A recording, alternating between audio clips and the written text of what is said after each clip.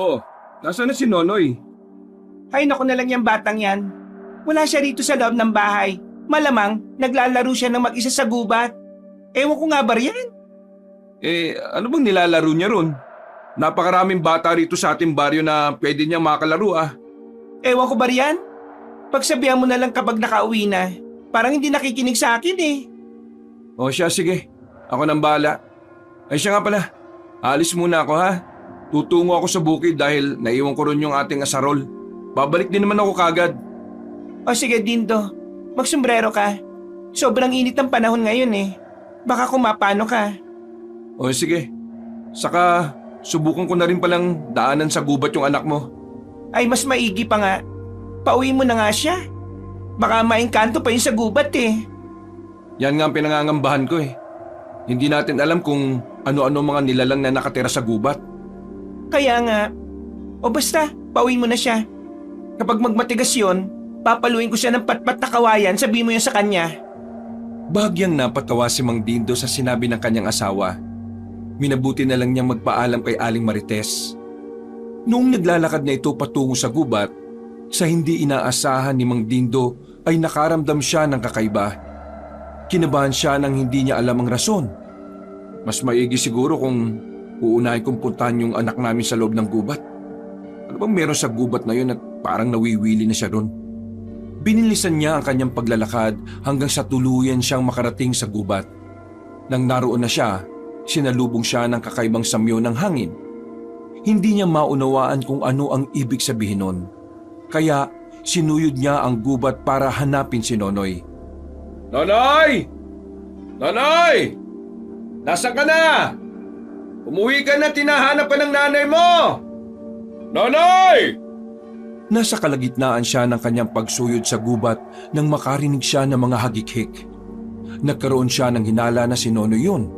Kaya inalam niya kung saan banda ang pinagmumula ng naturang ingay. Makalipas ang ilang sandali, nagulat siya nang makitang nakalambitin sa isang mataas na puno ang kanyang anak.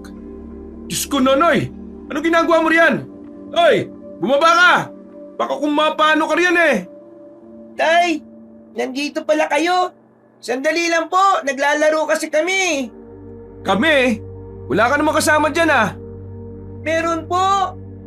Sa katunayan nga po, kasama ko sila ngayon dito eh. Anong pinagsasabi mo riyan? Bumaba ka na! Umuwi na tayo! Nako, lagot ka talaga sa nanay mo! Sige po, bababa na po ako. Sige na! Dumiretso ka na rin sa bahay natin ha! Ipinapatawag ka ng nanay mo at baka may uutos sa'yo. Habang bumababa si Nonoy, pinakiramdaman ni Mang Dindo ang paligid. Sinipat niya ang puno kung saan umakyat ang kanyang anak. Ngunit wala naman siyang nakitang kasama nito. Nung nakababa na si Nonoy, sigurado ka bang may kasama ka anak? Opo, sila pa nga po yung tumulong sa akin para makakit ng ganun kataas eh. Sigurado ka ba? Wala naman ako nakikita. Sigurado po ko, dalawa sila. Nakikipagkaibigan sa akin dito sa gubat. Ay Diyos ko. Ay naku, ikaw talagang bata ka oh. Huwag ka na nga pumunta rito ha. Baka mapano ka dahil sa ginagawa mong yan eh. Wala naman po silang ginagawang masama sa akin ah. Sa ngayon, wala. Malay mo sa susunod, may masama na pala silang balak laban sa'yo. O sige na anak, huwag ka nang bumalik sa gubat na to ha. Umuwi ka na. Opo itay. Mabuti naman at naiintindihan mo ako. Sinundan na lang ni Mang Dindo ng tingin si Nonoy nang magsimula na itong tumakbo pauwi. Nang makalayo na ang bata, ilang beses pang nagpalinga-linga si Mang Dindo upang hanapin ang sinasabi ng kanyang anak na mga kaibigan nito. Wala naman ah. Yung talagang Nonoy na to oh. Ang hilig gumawa ng kwento.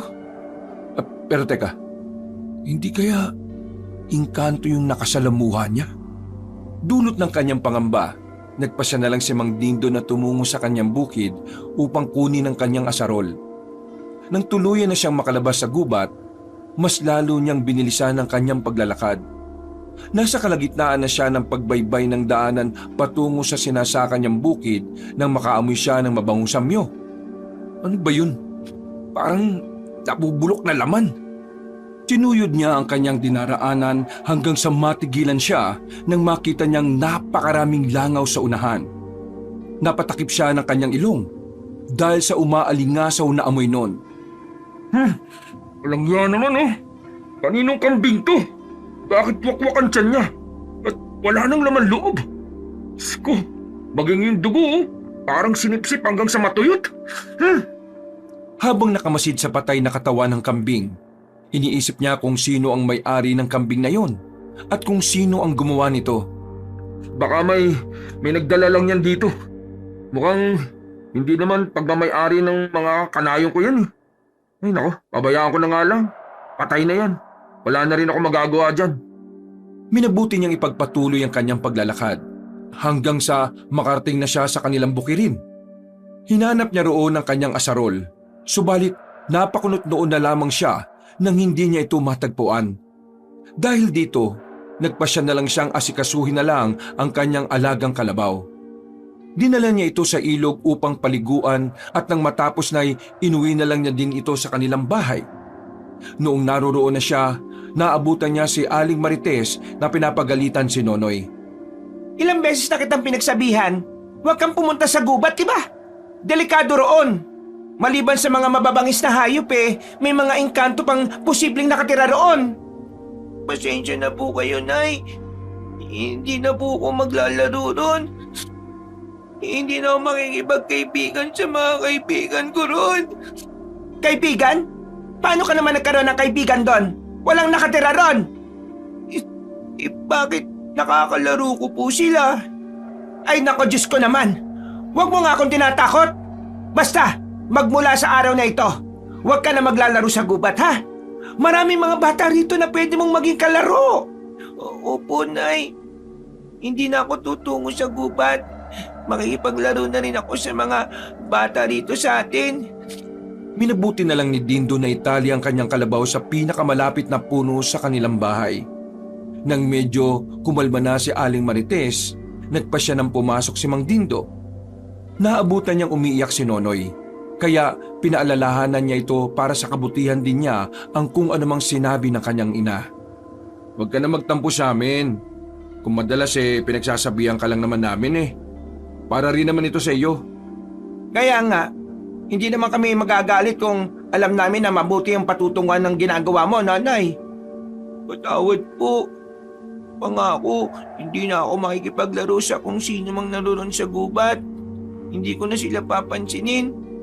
Tutulong na lang po siguro ako kay Tati sa bukid. Mas mabuti pa nga yan. Para naman hindi ako madaling mabagot sa bukid. Nakakanto kasi kapag walang kasama at walang nakakausap. Ikaw naman kasi, ilang beses na kitang pinagsabihan na tutulong ako sa'yo. Pero ayaw mo. Mas gusto mo pang manatili ako dito sa bahay Kasi naman, mas gusto kong nandirito ka lang at nag-aalaga sa anak natin. Hindi na baling naiinitan ako sa labas. Basta naalagaan mo lang ng tama si Nonoy. Oo na, ikaw na masusunod. Basta, palagi kang mag-iingat at huwag mo kakalimutang uminom ng tubig parate para hindi ka na-dehydrate. Sinusunod ko naman yung mga bilin mo ha. Huwag ka mag-alala. Iingatan ko ang sarili ko para sa'yo. Dahil malapit ng mag-alas 4 na ng hapon, nagpasya si Aling Marites na maglaga na muna ng saging para may makain sila. Nanatili naman si Nonoy at Mang Dindo sa labas ng kanilang bahay at nagpatuloy sa kanilang pagkukwentuhan. Alam niyo po ba, Tay? Kanina, may nakita kong patay na kambing. Wakwak yung tiyan niya at wala na yung mga laman loob. Oo, nakita ko rin yun. Ano kaya may gawa nun, no? Hindi ko rin po alam Nakakatakot po yung itsura ng kambing. Siguro, isang mabangis na hayop ang may gawa nun. Teka, hindi kaya aswang may gawa nun? Baka may nakarating ng aswang dito sa atin ha. O baka naman taga-kabilang baryo lang at itinapon dito yung kambing na wala ng buhay para hindi siya madaling mahuli. Aswang po? Ano po yun? Anak, sila yung mga nilalang na merong sumpa. Mga tao din sila kapag umaga. Subalit kapag gabi, hindi nila napipigilan yung gutom nila at uhaw. Ayun, nagiging halimaw sila. Kung ganun, baka yun nga po yung pumatay sa kambing na yun. Teka po, hindi po ba delikado sa tao yun? Delikado. Mapanganib ang mga nilalang na yon. Lalo na kapag sa babaeng buntis. Hindi nila nagagawang kontrolin yung kanilang sarili. Naku, nakakatakot naman po pala. Sana naman hindi natin siya makasagupa. Sana nga, Nonoy. Ang mahirap pa ron, baka nakakasalumuhan na pala natin dito sa baryo yung aswang. Kaya ikaw huwag kang basta-basta sumasama sa kahit na kanino lang. Mahirap na. Opo, Tay. Tutuon ko na lang po yung pansin ko sa pagtulong sa inyo sa bukid. Mas maigi pa nga. Para naman, habang bata ka pa, alam mo na kung ano yung mga dapat gawin sa taniman natin. Sige po, Tay. Nagpasya na rin pumasok sa kanilang bahay si Nonoy. Samantala, naiwan si Mang Dindo sa labas ng kanilang bahay. Hindi niya maiwasan ang kutuban ng hindi maganda. Lalo pa at malakas ang hinala niya na may aswang na umaaligid sa kanilang baryo. Baka dumating pa yung araw na baka mismong yung kalabaw ko na yung nakawin at matatagpuan ko na lang na wala na itong buhay. Napabuntong hininga na lang siya habang nakatitig sa malayo. Naibaling na lang niya ang kanyang pansin sa tapat ng pintuan na makarinig siya ng mga yabag na papalapit. Luto na nilaga akong saging. Eto. Sandali at kukuha lang ako ng ginamos para may sausawan tayo. Akin na, Marites. Tawagin mo na rin si Nonoy. Pumasok kasi siya sa loob ng bahay Baka nagbihis ng damit niya. Okay, sige. Sandali lang at tatawagin ko siya. Pumasok sa kanilang bahay si Marites para kumuha ng bagoong. Pagkalabas niya, kasama na niya si Nonoy na nakabihis na ng damit. Noon din, pinagsaluhan nila ang nilagang saging. Nasa kalagitnaan na sila ng kanilang pagkain nang may matanong silang isang lalaking naglalakad. Panay ang titig sa kanila at parang kinikilati silang tatlo. Subalit, nang mawari niyang pinagmamasdan din siya, itinuon na lang niya ang kanyang buong pansin sa daanan at dumiretso na sa paglalakad. Sino kaya yung lalaking yon? Hindi ko alam. Baka dayo lang dito. O baka naman may pinuntahan lang na kamag-anak. Naku, ewan ko ba? Parang iba yung pagkakabasa ko sa pagtitig niya sa atin Para bang may kahulugan yun. Ay, wag mo nang intindihin yan. Kumain ka na lang. Pagkatapos nito magluluto na ako ng hapunan natin. Naku, wag na. Dito pa lang busog na kami. Hindi ba, anak? Opo, Nay. Kahit wag na kayong magsaing, kontento na kami dito.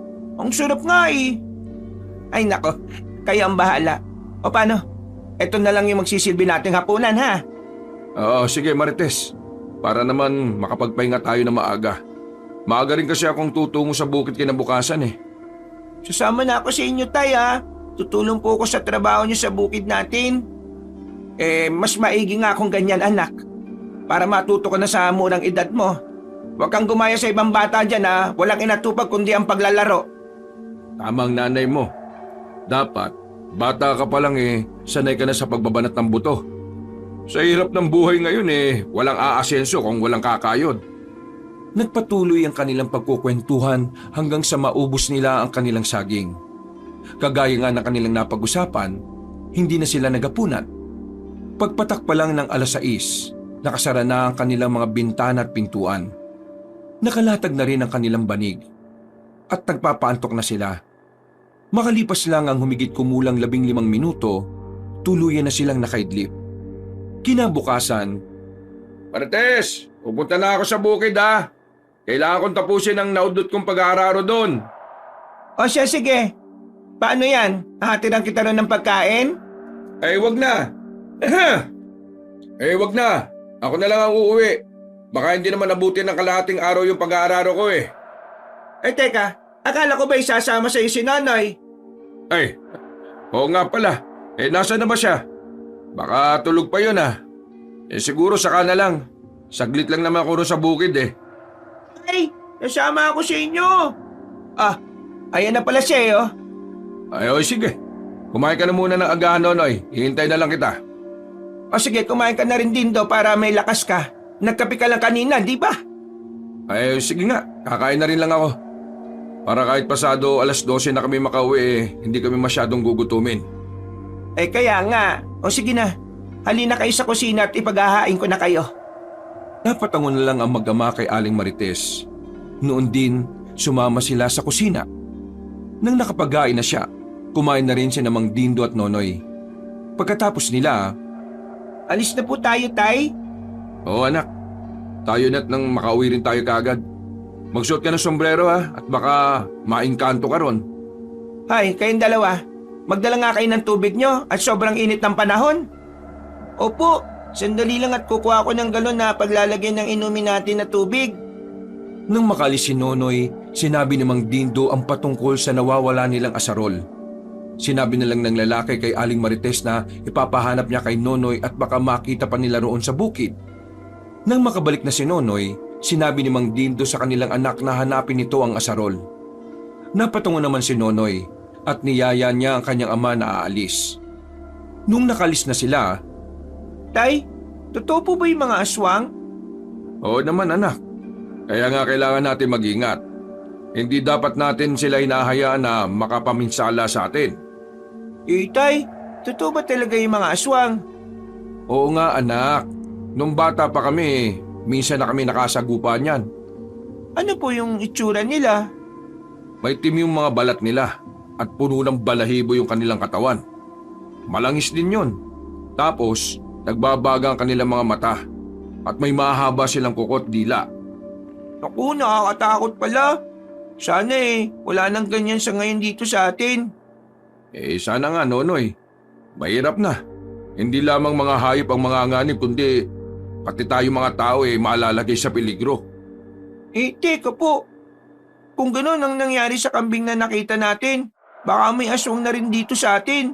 Sino naman kaya ang aswang dito sa atin? Hindi ko alam anak. Napakahirap ang magbintang ng wala kang solidong patunay.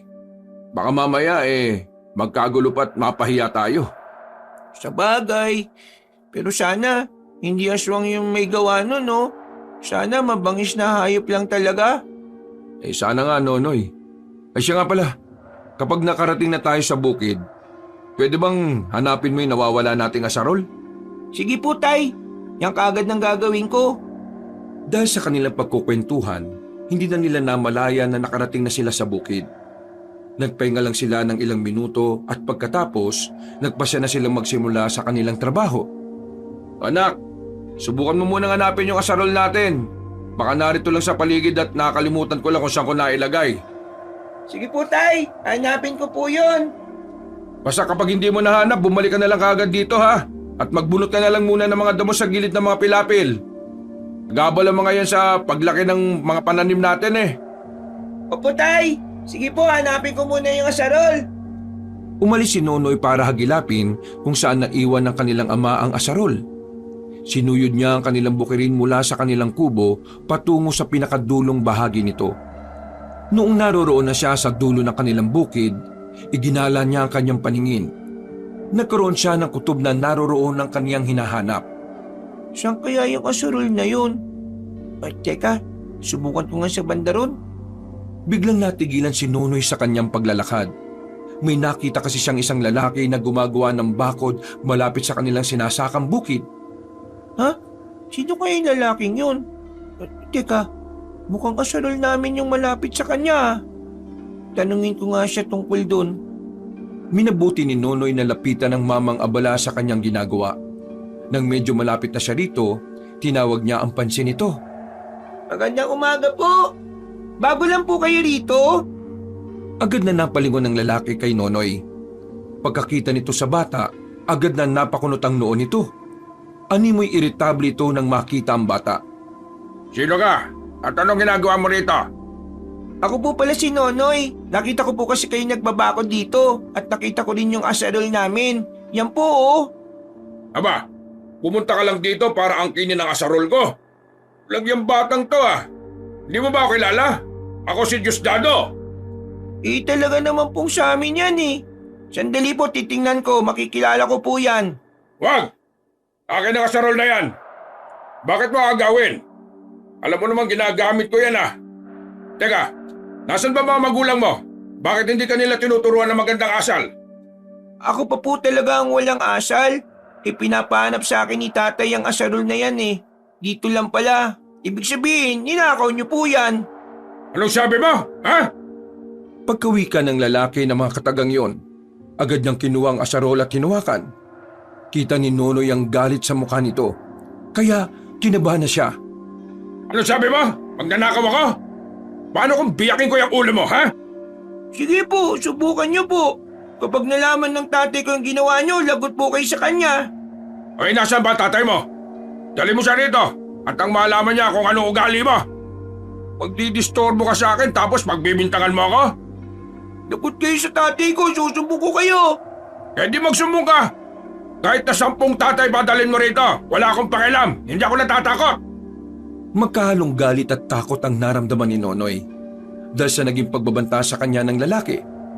Napatakbo siya palayo upang isumbong ito kay Mang Dindo. Nang makabalik siya, naabutan niyang abala sa pag-aararo ang kanyang ama. Ngunit nang mawari nitong may kung anong nais na sabihin si Nonoy, tumigil ito sa kanyang ginagawa. Oh, nakita mo ba yung asarol natin? Opo, nakita ko po pero Oh, pero ano? awak po ng isang lalaki doon eh. Diosdado daw yung pangalan niya. Nilapitan ko, kinausap ko. Pero binantaan niya po ako. Sa kanya raw yung asarol na yun eh. Ha? Pero sigurado ka bang sa atin talaga yung asarol? Opo, sigurado po ko, tay. Eh kung ganun tayo na. Kailangan mabawi natin yung asarol natin. Dadalhin ko yung ita ko, sandali. Sige po, tay. Kukunin ko po. Nang makuha na ni Nonoy ang itak, nagmamadali sila patungo sa kinaroroonan ng lalaking nagbabakod. Subalit, nang makarating na sila sa bandang dulo na kanilang bukirin, hindi na nila ito naabutan. Wala na roon ang lalaki, pero naroroon ang asarol. Tama ka anak, sa atin nga yung asarol na yan. Kunin mo at ang madala natin pauwi. Sige po, tay. Tingnan muna pala natin ang paligid. Teka, bakit kayo binabakuran niya yung lupain ito? Ewan ko po, baka sa kanya po yung lupay na ito. Baka naibenta sa kanya. Pabaya mo na. Tayo na't nang matapos ko na itong pag-aararo. Uwi na tayo kagad pagkatapos nun. Napatango si Nonoy sa kanyang ama at nagsimula na silang maglakad. Pagkabalik nila sa kanilang kubo, naghintay na lang siya kay Mang Dindo hanggang sa matapos na ito sa pag-aararo. Tayo na, umuwi na tayo. Dalhin mo na rin yung asarol at baka nakawin pa ulit yan sa atin. Sige po, tay. Mandalang sa akin yung taong yun kapag nagkita kaming dalawa. Magkakaroon din ako ng pagkakataon para makatagpo siya. Humanda siya sa akin kapag nagkita kami. Noong makauwi na ang mag-ama, agad na ipinakita ni Mang Dindo kay Aling Marites ang asarol. Nagulat naman ang Ali at nagtaka siya kung saan nila ito nakuha. Hindi naman nagdalawang isip si Mang Dindo na sabihin ang patungkol sa taong nagnakaw nun. Ayop talaga yung taong yun Kung sino man siya, huwag siyang gagawa ng hindi maganda rito. Abay dayo lang siya. Ang kapal talaga ng mukha, ano? Nakuha pang magnakaw at siya pang matapang. Pasalamat nga siya at si Nonoy lang yung kanyang nakaharap Kung nagkataon, baka tinaga ko siya ng itak ko. Pabayaan mo na. Hayaan na lang natin na ang Diyos na mismo ang magparusa sa kanya. Tsak na hindi siya patutulugin ang konsensya niya. Hindi. Binanta niya si Nonoy Hindi ako papayag na gaganyanin ng isang dayo yung anak natin. Ano? Nagbanta ang taong yon? Oo. Kahit tanungin mo pa yung anak natin. Nonoy, totoo bang sinabi ng ama mo? Opo, bibiyakin nga raw niya po yung ulo ko Siya na ang nagnakaw, siya pa ang matapang. Oh, diba? Sabi ko sa iyo napakawalang hiya talaga Humanda siya bukas sa akin at makikita rin kami. Napabuntong hininga na lamang si Aling Marites. Dahil oras ng pananghalian, nagpasya silang tatlo na kumain na lang. Habang nanananghalian, pinag-usapan nila ang patungkol sa mga plano nilang itanim sa bukid. Basta, kahit anong itanim mo, sana marami tayong maani. Biyayaan sana tayo ng Diyos. Sana nga Marites, diyan lang tayo makakabawi. Huwag lang din sanang maging sagabal ang presensya ng bagong salta rito. Hindi kasi maganda ako tungkol sa kanya Ako rin, parang nakakapagtaka. Sumulpot lang siya dito at nagsimulang gumawa ng bakod sa katabing lupain. Huwag lamang siyang gagawa ng ikasasama natin. Hindi ako magdadalawang isip na labanan siya. Nung matapos na sila sa kanilang pag-aapunan, nagpasya na silang tatlo na magpahinga. Ngunit kahit na anong gawin ni Mang Dindo at Nonoy ay hindi sila makaidlip. Dahil himbing na rin sa pagtulog si Aling Marites, minabuti na mag-ama ang bumaba muna para magpahangin. Alam mo anak, hindi talaga maganda yung kutob ko sa taong yun eh. Ako rin po. Parang walang mabuting gagawin eh. Isipin nyo, siya na ang nagnakaw, siya pa galit. Hindi kaya may iba siyang pakay rito sa baryo natin? Ano pong ibig niyo pong sabihin? Baka may kung ano siyang masamang gagawin dito sa atin eh. Ano kaya kung alamin natin kung saan siya nakatira? Ano po ba yung binabalak niyo, Tay? Gusto kong matyagan yung taong yon.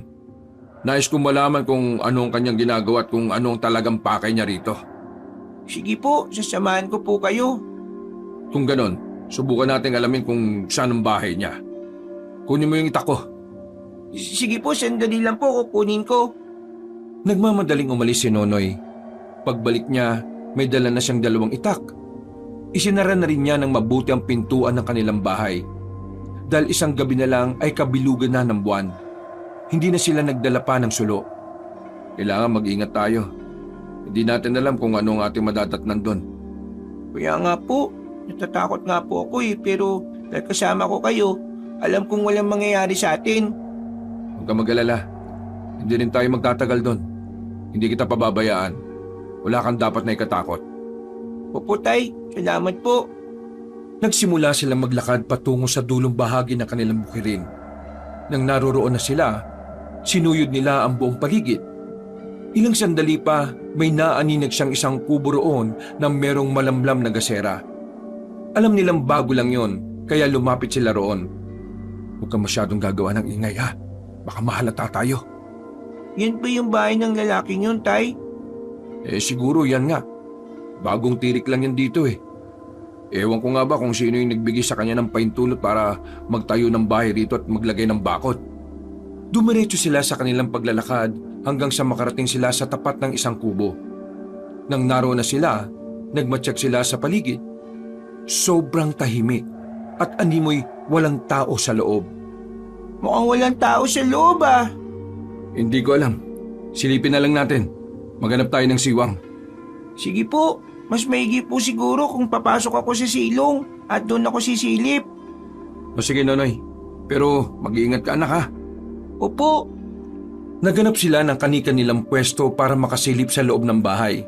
Subalit pareho silang nabigo nang mapagtanto nilang walang tao sa loob. Walang ano-ano, nakarinig siya ng mga kaluskos na papalapit sa naturang kubo. Dahil dito, pareho silang nataranta. Anak, umalis ka na riyan. Dali, may taong papalapit dito. Baka siya na yan. Sige po, sandali lang po itay. Ay, naku, nasipa po yung kaldero. Ano ba? Huwag kang gumawa ng ingay. Dulot ng kanyang pagkataranta, nasagi ni Nonoy ang isang lumang kaldero sa silong. Nakagawa siya ng ingay, kaya mas lalo silang nabahala. Saktong pagkalabas niya sa silong, nakalapit din ng tuluyan ng isang bulto ng tao na may kung anong hinahatak. Halika, magtago muna tayo. Baka makita niya tayo rito. Sige po, doon po. Masukal yung baging yun, Tay. Tayo na. Nagmamadili sila sa pagtatago sa masukal na bahagi. Habang nakaupo roon at nakakubli, ilang beses silang napasilip para alamin kung ano ang naroroon. Ano kaya yung hinahatak ng taong yun? Hindi kaya aayop yun, Tay. Lapitan ko kaya para malaman po natin kung ano yun. Wag! Panigurado mahuhuli ka niyan. Mahirap na. Dumito na lang muna tayo at dito na rin tayo magmatsyag. Sige po, Tay. Nanatili sila sa ganoong sitwasyon hanggang sa pumasok na ang tao sa loob ng kanyang tirahan. Naghintay lang ilang sandali si Mang Dindo at Nonoy. Nang hindi pa rin nakalabas ang tao, mabilis silang lumapit doon para alamin kung ano ang dinala ng dayo roon. Pagkalapit nila sa hinatak nito, Tay, ano po ito? kalahating katawan ng kambing yan ha. Sinasabi ko na nga ba, hindi maganda yung kutob ko sa kanya eh. Paniguradong, ha? May pababa ng bahay, Tay. Magtago po muna tayo. Dali, kailangan hindi tayo makita rito. Nagmadali silang magtago sa madilim na bahagi habang nakamasid pa rin sa hayop na dinala ng lalaki roon. Ilang sandali pa, parehong namulagat ang mga mata ng mag-ama nang makita nilang bumabayon.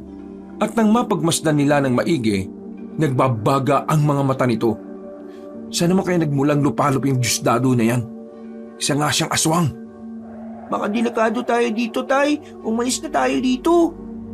Akmang aalis na sana silang dalawa nang makita nilang nakamasid sa kanilang pinagtataguan ng lalaki. Sumisinghot ba ito sa ere at tila may inaamoy siya? Sino nandyan? Magpakita ka! Anong ginagawa mo rito? Naamoy kita! Pilit na nagtago ang mag-ama. Halos hindi na sila makahinga para lang hindi maramdaman ng lalaki ang kanilang presensya. Paano niya nalaman ang presensya natin dito? Teka, ano ba yung mabaho, Nonoy? Sorry po, Tay. Sa sobrang kaba ko po, natay na ako. Ay, kaya pala alam niyang may ibang tao rito eh. Kasi may amoy tae. Ikaw talaga oh. Sorry po, Tay. Di ko na talaga napigilan eh. Nasa ganong sitwasyon silang dalawa nang makita nilang tumalikod na ang lalaki. Hinatak nito ang kalahating katawan ng kambing papasok sa kanyang tirahan. May pagkakataon na tayo. Kailangan na natin makatakas. Takbo! Uwi na ba tayo sa bahay natin, Tay? Hindi. Sa ilog muna tayo dediretso. Ang baho mo eh. Maghugas ka muna ron. Hindi na nila inaksaya pa ang panahon. Tumakbo silang mag-ama patungo sa ilog. Hindi na nila nagawa pa makalingon dahil sa pagmamadali. Pagkarating sa ilog, naglinis ng kanyang katawan si Nonoy. Pagkatapos nito, nagpasya na silang dalawa na umuwi. Napagkasundo nila na ilihim ang nangyari. Pagka-uwi nila sa kanilang bahay, nagbihis lang si Nonoy at nagpasya na silang dalawa na matulog. Kinabukasan, Nonoy, dalhin mo sa bukid yung kalabaw natin ha. Kailangan makakain siya ng maraming damo para naman may lakas siya kinabukasan. Mag-aararo pa tayo sa bandang dulo ng bukirin natin. Sige po, Tay. Ngayon din mismo, dadalhin ko po yung kalabaw natin doon. O sige, mag-ingat ka ha. Kapag nakita mo rin si Diosdado, sabi mo kagad sa akin. Dapat siyang managot dahil sa kanyang mga ginawa sa'yo. Opo, Tay. Sige po, alis na po muna ako. Nagmamadaling bumaba si Nonoy sa kanilang bahay. Nang tuluyan na siyang nakalabas, pinuntahan niya ang kanyang kalabaw. Halos hindi siya makapaniwala nang mapagtanto niyang naroroon pa ang tali ng kanilang alaga. Ngunit wala na ito roon. Nilapitan niya ang puno at nakita niya ang iilang bahid ng dugo roon at maging sa lupa. Itay! Nay! Yung kalabaw po natin, nawawala! Anong sabi mo? Sandali, bababa ko riyan! Nagmadaling bumaba si Mang Dindo. Sumunod na rin sa kanya si Aling Marites. Pareho silang nanlumo nang mawari nilang nawawala ang kanilang alaga. Hanapin po natin, baka nandito lang siya sa paligid. Sige, ikaw Nonoy, doon ka. Ikaw Marites, sa bandaron. Doon naman ako maghahanap. Nagkanya-kanya sila ng takbo para hanapin ang kalabaw nila. Subalit kahit saang banda man sila maghagilap, hindi nila ito nakita.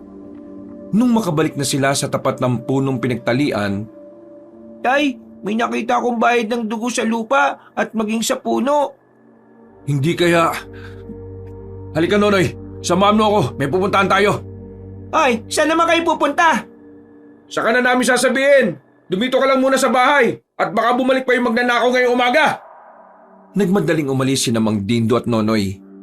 Kahit pa hindi alam ng bata kung saan talaga sila pupunta, sumama na lang siya sa kanyang ama. Noong lumaon, nawari ni Nonoy kung saan sila patungo. Ano po yung gagawin natin sa bahay ni Mang Diosdado, Tay? Siya lang ang alam kong may kakayahang magnakaw ng kalabaw natin. Malakas ang kutob kong gumunti siya kagabi dahil pinuntahan natin siya sa kanyang bahay. Pero baka kung ano po yung gawin niya sa atin, Tay. Huwag ka mag-alala. Walang gaanong kakayahan ng aswang kapag may araw. Tayo na, baka hindi pa natin siya abutan. Sige po, Tay. Dahil sa pagmamadali nila sa paglalakad, hindi na sila dumaan sa kanilang bukirin. Nang lumaon, nakarating na sila sa tapat ng bahay ni Mang Diosdado. Nagmatsyag sila at nang mapansin nilang tahimik ang buong paligid, sinubukang sumigaw ni Mang Dindo. Hoy! Diosdado! Lumabas ka riyan! Anong ginawa mo sa anak ko? Sino yan? Hindi kita kilala. Anong pakay mo rito? Nandito ako para alamin ang dahilan mo. Bakit mo binanta ng anak ko? Habang sumisigaw si Mang Dindo, sinenyasan niya si Nonoy na mag-ikot sa paligid at alamin kung merong bakas doon ang kanilang kalabaw. Lumangit-ngit naman ang pinto ng bahay ni Mang Diosdado at ilang sandali lang lumabas na ito na merong dalang itak. Sino ka? At bakit mo binubulabog ang tulog ko? Ama ako ng batang binantaan mo. Bakit mo siya binantaan? Ninakaw mo na nga yung asarol namin eh. Ikaw pa magbabanta. Ano pinagsasabi mong ninakaw? Ako pa nga ninakawan niyo eh. Pag mong sabihin ikaw yung nagnakaw nun at binabaliktad mo lang ang sitwasyon. Ako pa talaga ang babaliktad ha. Sa oras na ulitin mo pa yung ginawa mo kay Nonoy, malalaman natin kung hanggang saan niyang kaya mo. Ako ba talaga hinamon mo? Handa ko kahit anong oras. Huwag ka lamang susugod dito ulit at may kalalagyan ka sa akin. Ay isa pa pala, ano mo nagawa magtayo ng bahay rito at makapagsimula ng pagbabakod? Ibinigay ng may-ari ang lupain ito sa akin. Bakit? Kaya ka? Hindi na nakasagot si Mang Dindo. Nakabalik na si Nonoy at pabulong itong nagwika na wala siyang mahanap na palatandaan na naroroon ng kanilang kalabaw. Nang ibaling nila ang kanilang pansin, nakita nila ang isang tumpok ng dayami. Napansin naman ni Mang Diosdado na nakatitig ang mag-ama roon. Umalis na kayo! Alis! Ang distorbo! Ninaisa ng puntahan ni Nonoy ang tumpok ng dayami. Subalit pinigilan siya ng kanyang ama. Sinabi nitong magtatanong-tanong muna sila sa kanilang kababaryo at baka sakaling may makuha silang impormasyon. Bakit niyo po ko pinigilan, Tay? Baka yun na po yung kalabaw natin. Hayaan mo na. Mamayang gabi, babalik tayo at malalaman natin kung kalabaw natin yon. Malakas ang kutob kong wala nang buhay ang kung anumang hayop na tinabakan niya ng dayami. At sana, hindi yun yung kalabaw natin. Pero paano po kung halagan natin ang nandun? Bahala na. Kailangan mahuli natin sa aktong Diosdado na yan. Kung kalabaw man natin ang naroroon, magbabayad talaga siya sa atin. Nagpasya na lamang sila mag-ama na sa bukid nila sila dumaan. Nasa kalagitnaan sila ng kanilang paglalakad nang matanaw ni Nonoy ang bakod na ginawa ni Mang Diosdado. Itay, mukhang may bagay ng bukid natin ang binakuran ni Mang Diosdado ah. Ba't walang hiya yun ah? Sino nagbigay sa kanya ng karapatan na gawin yan? Halika, lapitan natin at alamin. Bininisan nila ang kanilang paglalakad hanggang sa makarating sila sa tapat ng ginawang bakod ni Mang Diosdado. Napamura na lang si Mang Dindo nang malaman niyang tama ang sinabi ni Nonoy. Halos ilang bahagi ng kanilang bukirin ang sinakop ng bakod ng dayo. Ba't napakawalang ya talaga ng Diosdado na yan ah? Halika, sirain natin ang bakod na yan. Marahil gabi niya ginawa to eh. Napakaganid niya. Pati ang di sa kanya talaga aangkinin niya. Magnanakaw talaga. Pinagtatataga ni Mang Dindo ang bakod hanggang sa tuluyang masira ito. Isa-isa namang itinapon ni Nonoy ang bahagi ng bakod na nasira. Bago pa lang siya dito eh. Pero marami na siyang naging atraso. Umanda siya kapag kinanti niya ang ibang tao rito. Kukuyugin talaga siya ng mga taga-nayon at itatapon sa malayo. Ano kaya kung isumbong natin siya kay Kapitan? Bag, kilala ko si Kapitan. Tayo pa magiging masama niya kapag nagkataon. Ano pong gagawin natin? Pabayaan na lang muna natin. Karma na lang ang bahala sa kanya. Nang matapos sila sa kanilang pagsira ng bakod, nagpasya na silang umuwi. Pagka-uwi nila, nagulat sila sa balita ni Aling Marites sa kanila. Hindi lang pala kalabaw natin ang nawawala. May mga kanayon tayong naghahanap ng kanilang mga alaga. Nawawala rin daw. Hindi kaya marami magnanako na pumupunta dito sa atin paggabi? Hindi ako naniniwala dyan. Isa lang ang hinala kong kumuha ng lahat ng yon. Hindi ko man alam kung anong tunay niyang pakay, pero malakas ang kutob ko na siya ang magnanakaw. Kung ganon, sino? Sino ang posibleng gumawa ng lahat ng ito? Ang dayo rito sa ating baryo, si Diosdado. Siya lang naman ang may potensyal na gawin yan eh. Paano mo naman nasabi yan? Bago pa lang ang tao rito ah. Hinuhusgahan mo na kagad? Marami na siyang ginawang hindi maganda. Una, ninakaw niya yung asarol natin. Pangalawa, binantaan niya si Nonoy. Ngayon nga nalaman namin binakuran niya yung ibang bahagi ng bukirin natin. Ha? Anong ibig mo sabihin? Kanina kasi, nung papunta kami ng bahay niya, sa kabila kami dumaan. Pero nung pauwi na, nagpasya kaming sa bukid na natin kami dumaan. At nakita naming umabot hanggang sa lupa natin yung bakod niya. Abay, napakawalang hiyaan naman niya.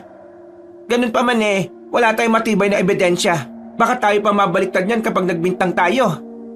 Mamayang gabi, kabilugan na ng buwan. Aalamin ko kung ano talaga ang sikreto ng Diosdado na yan. Ano bang ibig mo sabihin ha? May hinala kasi akong aswang siya eh. May katibayan na ako, pero hindi pa yun sapat. Mamaya, malalaman ko kung ano yung totoo. Eh wag mo nang ituloy kung ano man ang binabalak mo dito. Mapapahama ka lang yan eh. Walang masamang mangyayari sa akin. Magmamatsyag lang naman ako sa paligid eh. Saka babalik din ako kagad dito sa bahay. Ay nako, ikaw nang bahala. Pero kinakailangan mo mag-ingat ha. Baka mahuli ka niyan at ano pang gawin sa'yo. Hindi. Hindi ako natatakot sa kanya. Handa ako makipagpatayan para lang mapangalagaan kung ano mang akin. Binalak na niyang agawin ng bahagi ng ating lupain eh. Huwag lang magkataon na siya rin ang nagnakaw ng kalabaw natin, abay ewan ko na lang talaga. Matapos sa kanilang pag-uusap, nagpaalam si Mang Diosdado sa kanyang asawa na hahasain na muna niya ang kanyang itak. Sinabihan na rin niya si Nonoy na dalhin ang iba pa nilang mga itak at nang meron siyang pagpilian. Habang naghahasa ng mga itak, nakatayo lang si Nonoy sa tabi ng kanyang ama. Sasamahan ko po kayo mamayang gabi, Tay. Ay, wag na anak. Kaya ko ng sarili ko. Hindi naman ako magtatagal dun eh. Pero baka kumapano po kayo. Dumito ko na lang sa bahay natin at bantayan mo ang nanay mo. Pero baka kung... Huwag ka nang magdahilan. Basta, dito ka lang at samahan mo ang nanay mo. Napatango na lang si Dindo sa kanyang ama. Kahit na yun na ang sinabi ng kanyang tatay, hindi pa rin mawala sa kanyang sarili ang pagnanais na samahan nito. Pagkatapos ng kanilang ginawa, nagpasya silang hanapin ulit ang kanilang kalabaw. Subalit hanggang sa tuluyang dumating ang hapon, hindi pa rin nila ito mahanap. Kinagabihan, paano alis muna ako? Pupunta ako sa bahay ng Diosdado na yon at alamin kung tama yung hinala ko. Mag-iingat ka ha. Bumalik ka kaagad. Ikaw Nonoy, dito ka lang ha. Samahan mong nanay mo. Opo, Tay. Huwag ka nang sumama ron. Masyado ka pang bata para sa kung anumang gulong yon. Sige po, Nay. Natatakot din naman po kung makita ulit si Mang Diosdado eh. Pagkawika ni Mang Dindo, agad itong bumaba. Dala niya ang kanyang itak. Sinundan na lang siya ng tingin ni Nonoy at Aling Marites. Napabuntong hininga na lang ang Ali at napatitig kay Nonoy. Sana walang masamang mangyari sa iyong ama. Ipagdasal na lang natin siya para protektado siya ng sa itaas. Opo, Nay. Alam ko naman na kaya niyang sarili niya eh. Hindi siya mahuhuli ni Mang Diosdado. Sana nga, Nonoy. Sana nga'y gabayan siya ng Panginoon natin. Matapos ang kanilang usapan, saglit na nagpaalam si Nonoy sa kanyang ina para magbawas. Napasapo na rin siya sa kanyang tiyan, kaya napatango na lang si Aling Marites sa kanya. Dahil nasa labas ang kanilang banyo, nagmadali siyang lumabas sa kanilang bahay. Kailangan ko masundan si tatay. Baka kung ano yung mangyari sa kanya. Wala akong pakialam kung masyado pa akong bata. Bago dumiretso ng lakad, napalingon pa siya sa kanilang bahay. Nung masiguro niyang hindi nakamasid sa kanya si Aling Marites, nagmadali siyang umalis. Wala siyang naging pakialam kung wala man siyang dalang kahit na anong panlaban. Ang tanging nais niya ay mahabol ang kanyang ama at masama nito sa kung anuman nais niyang gawin. Kalaunan, may nakita siyang gumagalaw sa hindi kalayuan. Mukhang si tatay yun ah. Dahil kawangis ng kanyang ama ang nakikita niya, mas lalo niyang binilisan ng kanyang paglalakad hanggang sa... Tay, hintayin niyo ako. Sasama po ako sa inyo. Tatakbo na sana siya para mas malapitan ng kanyang sinusundan nang biglang tumigil ang taong nasa unahan niya. Agad itong napalingon sa kanya na naging rason para matigilan si Nonoy. Nanginig ang kanyang buong katawan nang makita niyang nagbabaga ang mga mata ng inakala niyang si Mang Dindo. Naglalaway rin ito ng malapot at animoy wala sa kanyang sarili. Sino ka? Bakit mo ginaya yung tatay ko? Anong ginagawa mo dito sa baryo namin? Hindi sumagot ang nilalang.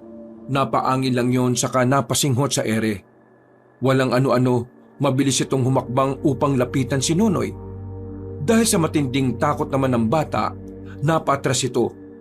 Tatakbo sana siya, ngunit nanlambot ang kanyang tuhod. Hanggang sa napalumpasay na lang siya sa lupa. Pagkalapit sa kanya ng nilalang, napanganga ito at inakma siyang sasagpangin. Tay, tulungan mo ako! May aswang dito! Hindi naman natinag ang aswang sa naging pagsigaw ni Nonoy. Inilapit niya ang kanyang bibig sa leeg ng bata, ngunit natigilan nito at napaungol. Nakasalat kayo, aswang kayo! Matagal ko na kayong hinahanap! Nandito na pala kayo! Napag-alaman ni Nonoy na tinaga ng matanda ang aswang sa batok. Ngunit dahil hindi pa ito napuruhan, muling tinaga ng matanda ang aswang. Napugutan ng ulo ang nilalang at mas lalong nahintakutan si Nonoy. Huwag ka matakot, bata. Wala akong intensyon na saktan ka. Sino po kayo? Saan kayo nanggaling? At paano kayo nakarating dito? Narinig ko lang ang pagsigaw mo at nakaramdam ako ng kakaiba. Alam kong nangangailangan ka ng tulong. Kaya lumapit ako rito. Ako nga pala si Lauro.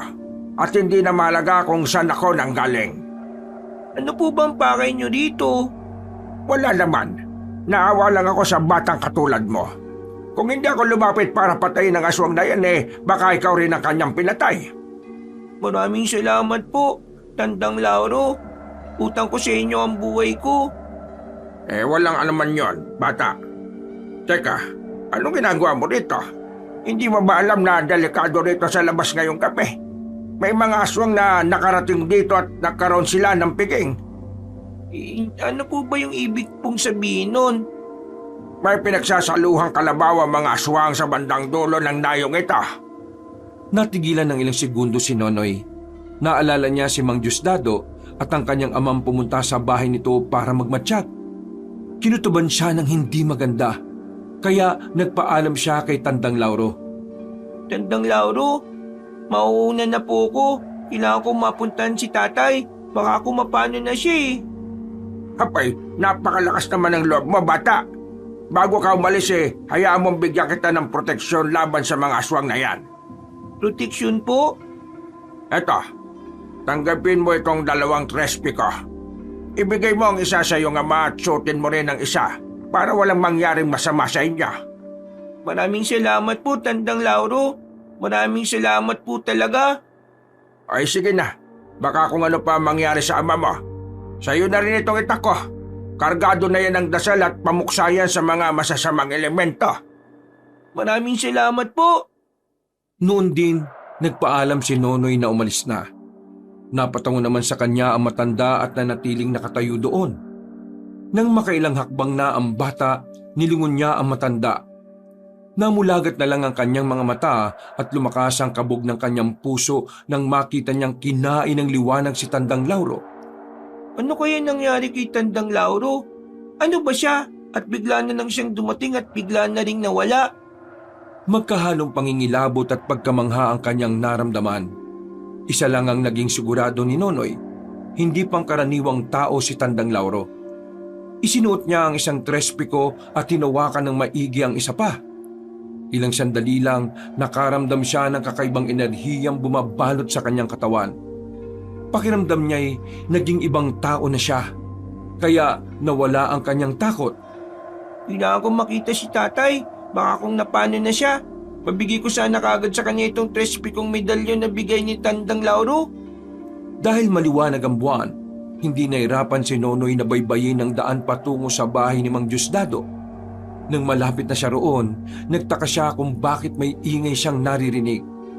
Sinipat niya ang paligid hanggang sa matanaw niya ang kanyang ama. Payuko siyang lumapit dito upang walang ibang makakita sa kanya. Tay, marami po ba talagang aswang dito? Oh, Nonoy, bakit ka nandito? Pinagsabihan na kita. Nag-aalala po kasi ako Baka kung ano na po mangyari sa inyo. Ang nanay mo, hindi ka ba nag-aalala? Mag-isa lang siya sa bahay natin. Huwag na po kayong magalit. Ito suotin niyo po ito. Ano ba to? Saan ang galing to? Binigay po yan ng matandang tumulong sa akin. Suotin daw natin bilang proteksyon. Sinong matanda? Bakit? Ano bang nangyari sa'yo? Magsasalita na sana si Nonoy nang bigla siyang matigilan. May narinig silang ingay sa labas ng bahay ni Mang Diosdado, kaya napasipat sila ng maigi roon. Nakita nilang may kung ano silang pinagsasaluhan, kaya naisipan nilang alamin kung ano yon. Teka po, ang tumpok ng dayaming nakita natin, nawala na. Nalinti ka na. Malamang, hayop talaga ang tinakpan yon. Tayo na, mas lapitan pa natin ang bahay ng Diosdado na yan. Ito po, suotin niyo muna po ito nang may protection po kayo kahit na papano. Isinot naman ni Mang Dindo ang trespikong ibinigay sa kanya ni Nonoy. Inihanda na lang din nila ang kanilang itak at marahang pumwesto sa bahagi kung saan makikita nila ang mga naroroon. Nang tuluyan na silang nakalapit doon, nagulat sila nang mapagtanto nilang hindi mga normal na tao ang nasa piging na yon. Itay, parang yan po yung... Kalabaw natin! Kalabaw natin yung pinagsasaluhan nila! Walang iya! Ilang taon nating inilagaan tapos gaganyanin lang nila. Magbabayad sila! Ano pong gagawin natin, Tay? Baka po kapag kukumprontahin natin sila, malalagay tayo sa panganib. Hindi. Magmamatsyag lang muna tayo rito. Kabilugan ng buwan ngayon. Malalakas ang mga aswang na yan. Kailangan maghintay tayo ng panahon para makaganti. Matibay na ang ebidensya natin. Habang pinagmamasdan nila sina Diosdado, nanginginig sila sa galit. Dahil sa kanilang nasaksihan, mas napatunayan nilang aswang ang dayo at maging ang mga kasamahan nito. Nakakatakot ang mga mukha nila. Ganyan din yung itsura ng mga nilalang na sumugod sa akin kanina eh.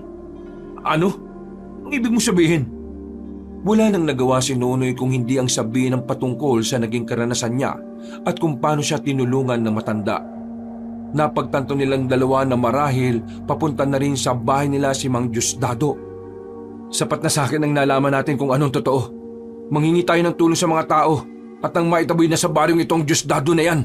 Simula pa lang, sila palang rason kung bakit may mga hayop na nawawala sa baryo natin. Pero delikado po tayong lahat dito.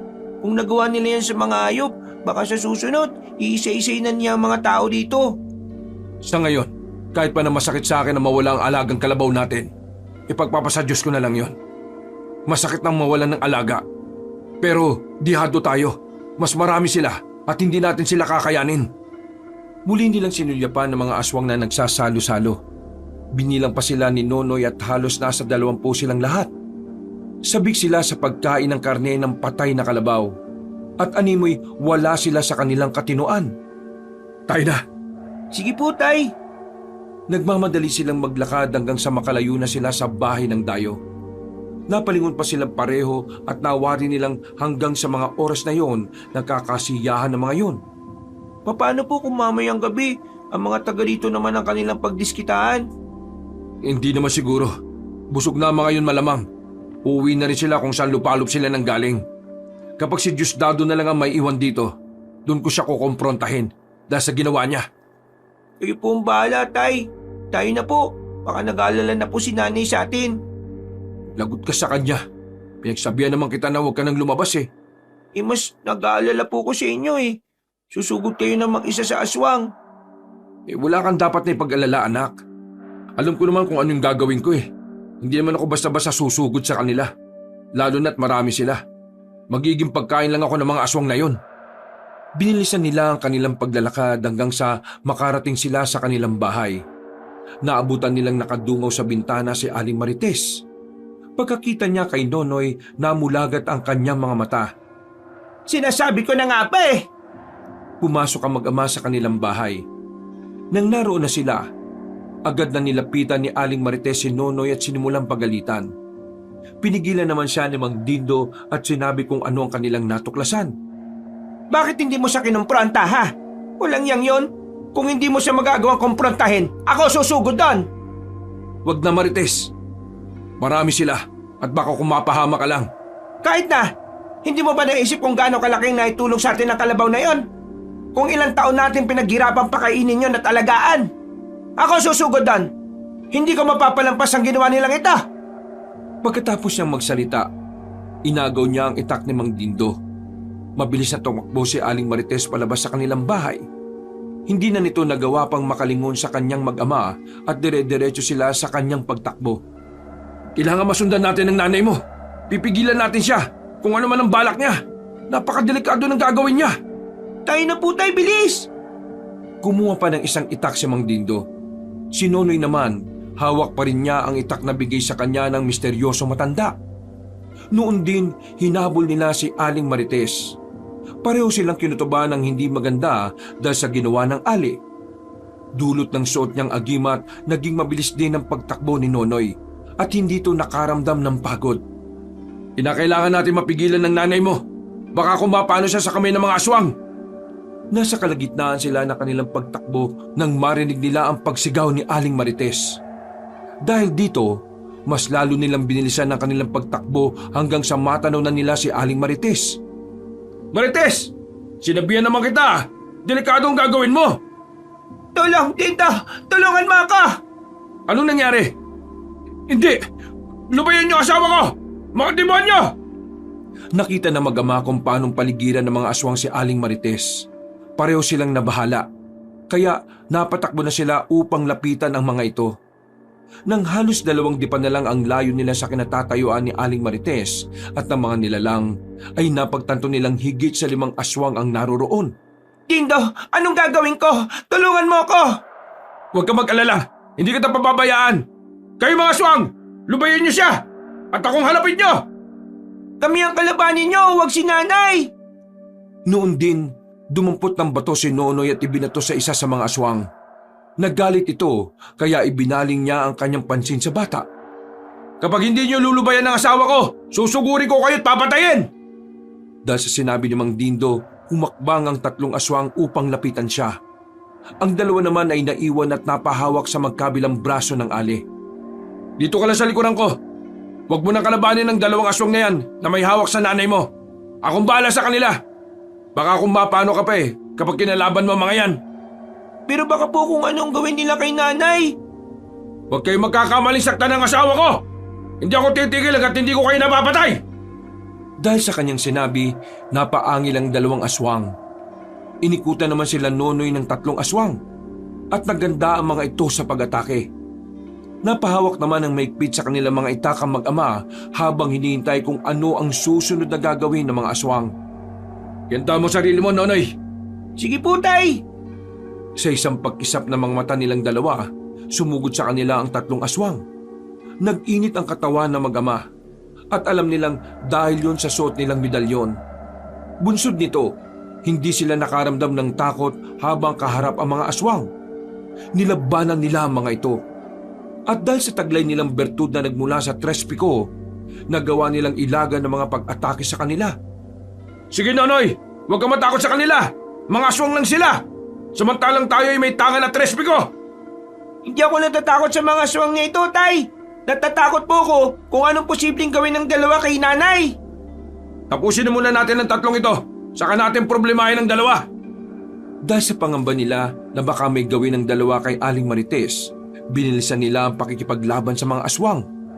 Noong lumaon, nagawa nilang pabagsakin ang 3. Dahil lahat sila ay nasugatan din sa itak na mula kay Tandang Lauro, hindi sila nakagalaw at unti-unting nalusaw ang kanilang katawan. Anong nangyari sa mga yan? Hindi ko alam pero nasugatan ko sila gamit ng itak na to na bigay ng misteryosong matanda sa akin. Kung ganon, magagamit natin yan para lipunin si na Diosdado. Ay mga aswang, kapag hindi nyo pinakawalan si Marites, itutulad namin kayo sa mga kasama nyo. Napangisi ang 2 aswang. Binitiwan nila si Aling Marites at palundag na umatake sa mag-ama. Puntahan mo na lang ang nanay mo at iligtas. Ako nang bahala sa 2 ito. Sige po! Itong itak ko gamitin niyo po nang matalo niyo po kaagad ang mga aswang na yan. Nagpalitan ng itak si Mang Dindo at Nonoy. Nang makita naman ng bata na susuguri na sana siya ng isang aswang, umilag siya at agad na tumakbo patungo sa kanyang ina. Nay! Huwag na po kayo matakot! Patawad anak, sana nakinig na lang ako sa inyo. Huwag niyo na pong isipin yon, ang malagay ligtas kayo. Habang nakaantabay sa paligid, pinanood nila si Mang Dindo habang nilalabanan ng 2 aswang. Idinalangin na lang ni Aling Marites na magawang matalo ng kanyang asawa ang 2 aswang. Sana naman walang mangyari sa tatay mo. Magtiwala lang po kayo. Hawak niyang itak na nagpapalusaw sa mga aswang. At tsak na hindi magtatagal, magagawa niyang talunin ng mga yan. Kalaunan, bumagsak ang 2 aswang. Sinubukan pa nilang bumangon subalit tinaga na sila sa liig ni Mang Dindo. Nasaksihan naman ni Aling Marites kung papaano unti-unting nalusaw ang mga nilalang na yon. Sabi ko po sa inyo kaya silang talunin ni tatay Napatakbo si Mang Dindo palapit sa kanyang mag-ina. Bago sila umalis para bumalik sa kanilang tirahan, nakiramdam na muna sila sa kanilang paligid. Nabahala sila dahil may ibang aswang na naroroon at naghihintay lang ng tamang pagkakataon upang sumugod sa kanila. Mukhang wala ng aswang sa paligid. Pwede na tayo umuwi sa atin. Pasensya ka na, Dindo. Nadala lang kasi ako ng galit ko. Salamat na rin at naabutan niyo ako. Huwag mo nang intindihin yan. Ang mahalaga, ligtas ka. Kung hindi ako nagkakamali kasama ni Diosdado ang mga aswang na yon. Pasalamat lang talaga siya at wala siya rito. Paano kung malaman niyang pinatay natin ang mga kasama niya? Baka gumanti siya sa atin. Hindi ako papayag na mangyari yan. Dadaan muna sila sa ibabaw ng aking bangkay. Ano kaya kung umalis na muna tayo dito, Dindo? Paano naman ang ating bukirin? Walang mag-aasikaso ron. Isa pa, baka tuluyang agawin yun ni Dindo. Nagawa na nga niyang bakuran ng ibang parte kahit na nandirito pa tayo Hindi bali na. Mas malaga ang buhay natin at kaligtasan, Dindo. Paano na lang kung may mangyaring masama kay Nonoy? Ako sige, o na. Pag-uwi natin, kukuha na lang tayo ng gamit natin, saka aalis na tayo dito. Tutungo tayo sa kabilang baryo. Salamat naman, Dindo, at pinakinggan mo ako. Mas maigi pang dun muna tayo. May mga albularyo roon na pwedeng tumulong sa atin kung sakali. Kayong dalawa lang ni Nonoy ang mananatili roon. Babalik ako rito. Kailangan kong bantayan ang bukid natin. Dahil sa kanilang pagkukwentuhan, hindi nila namalaya na nakarating na sila sa kanilang bahay. Nonoy, tulungan mo ang nanay mo ha.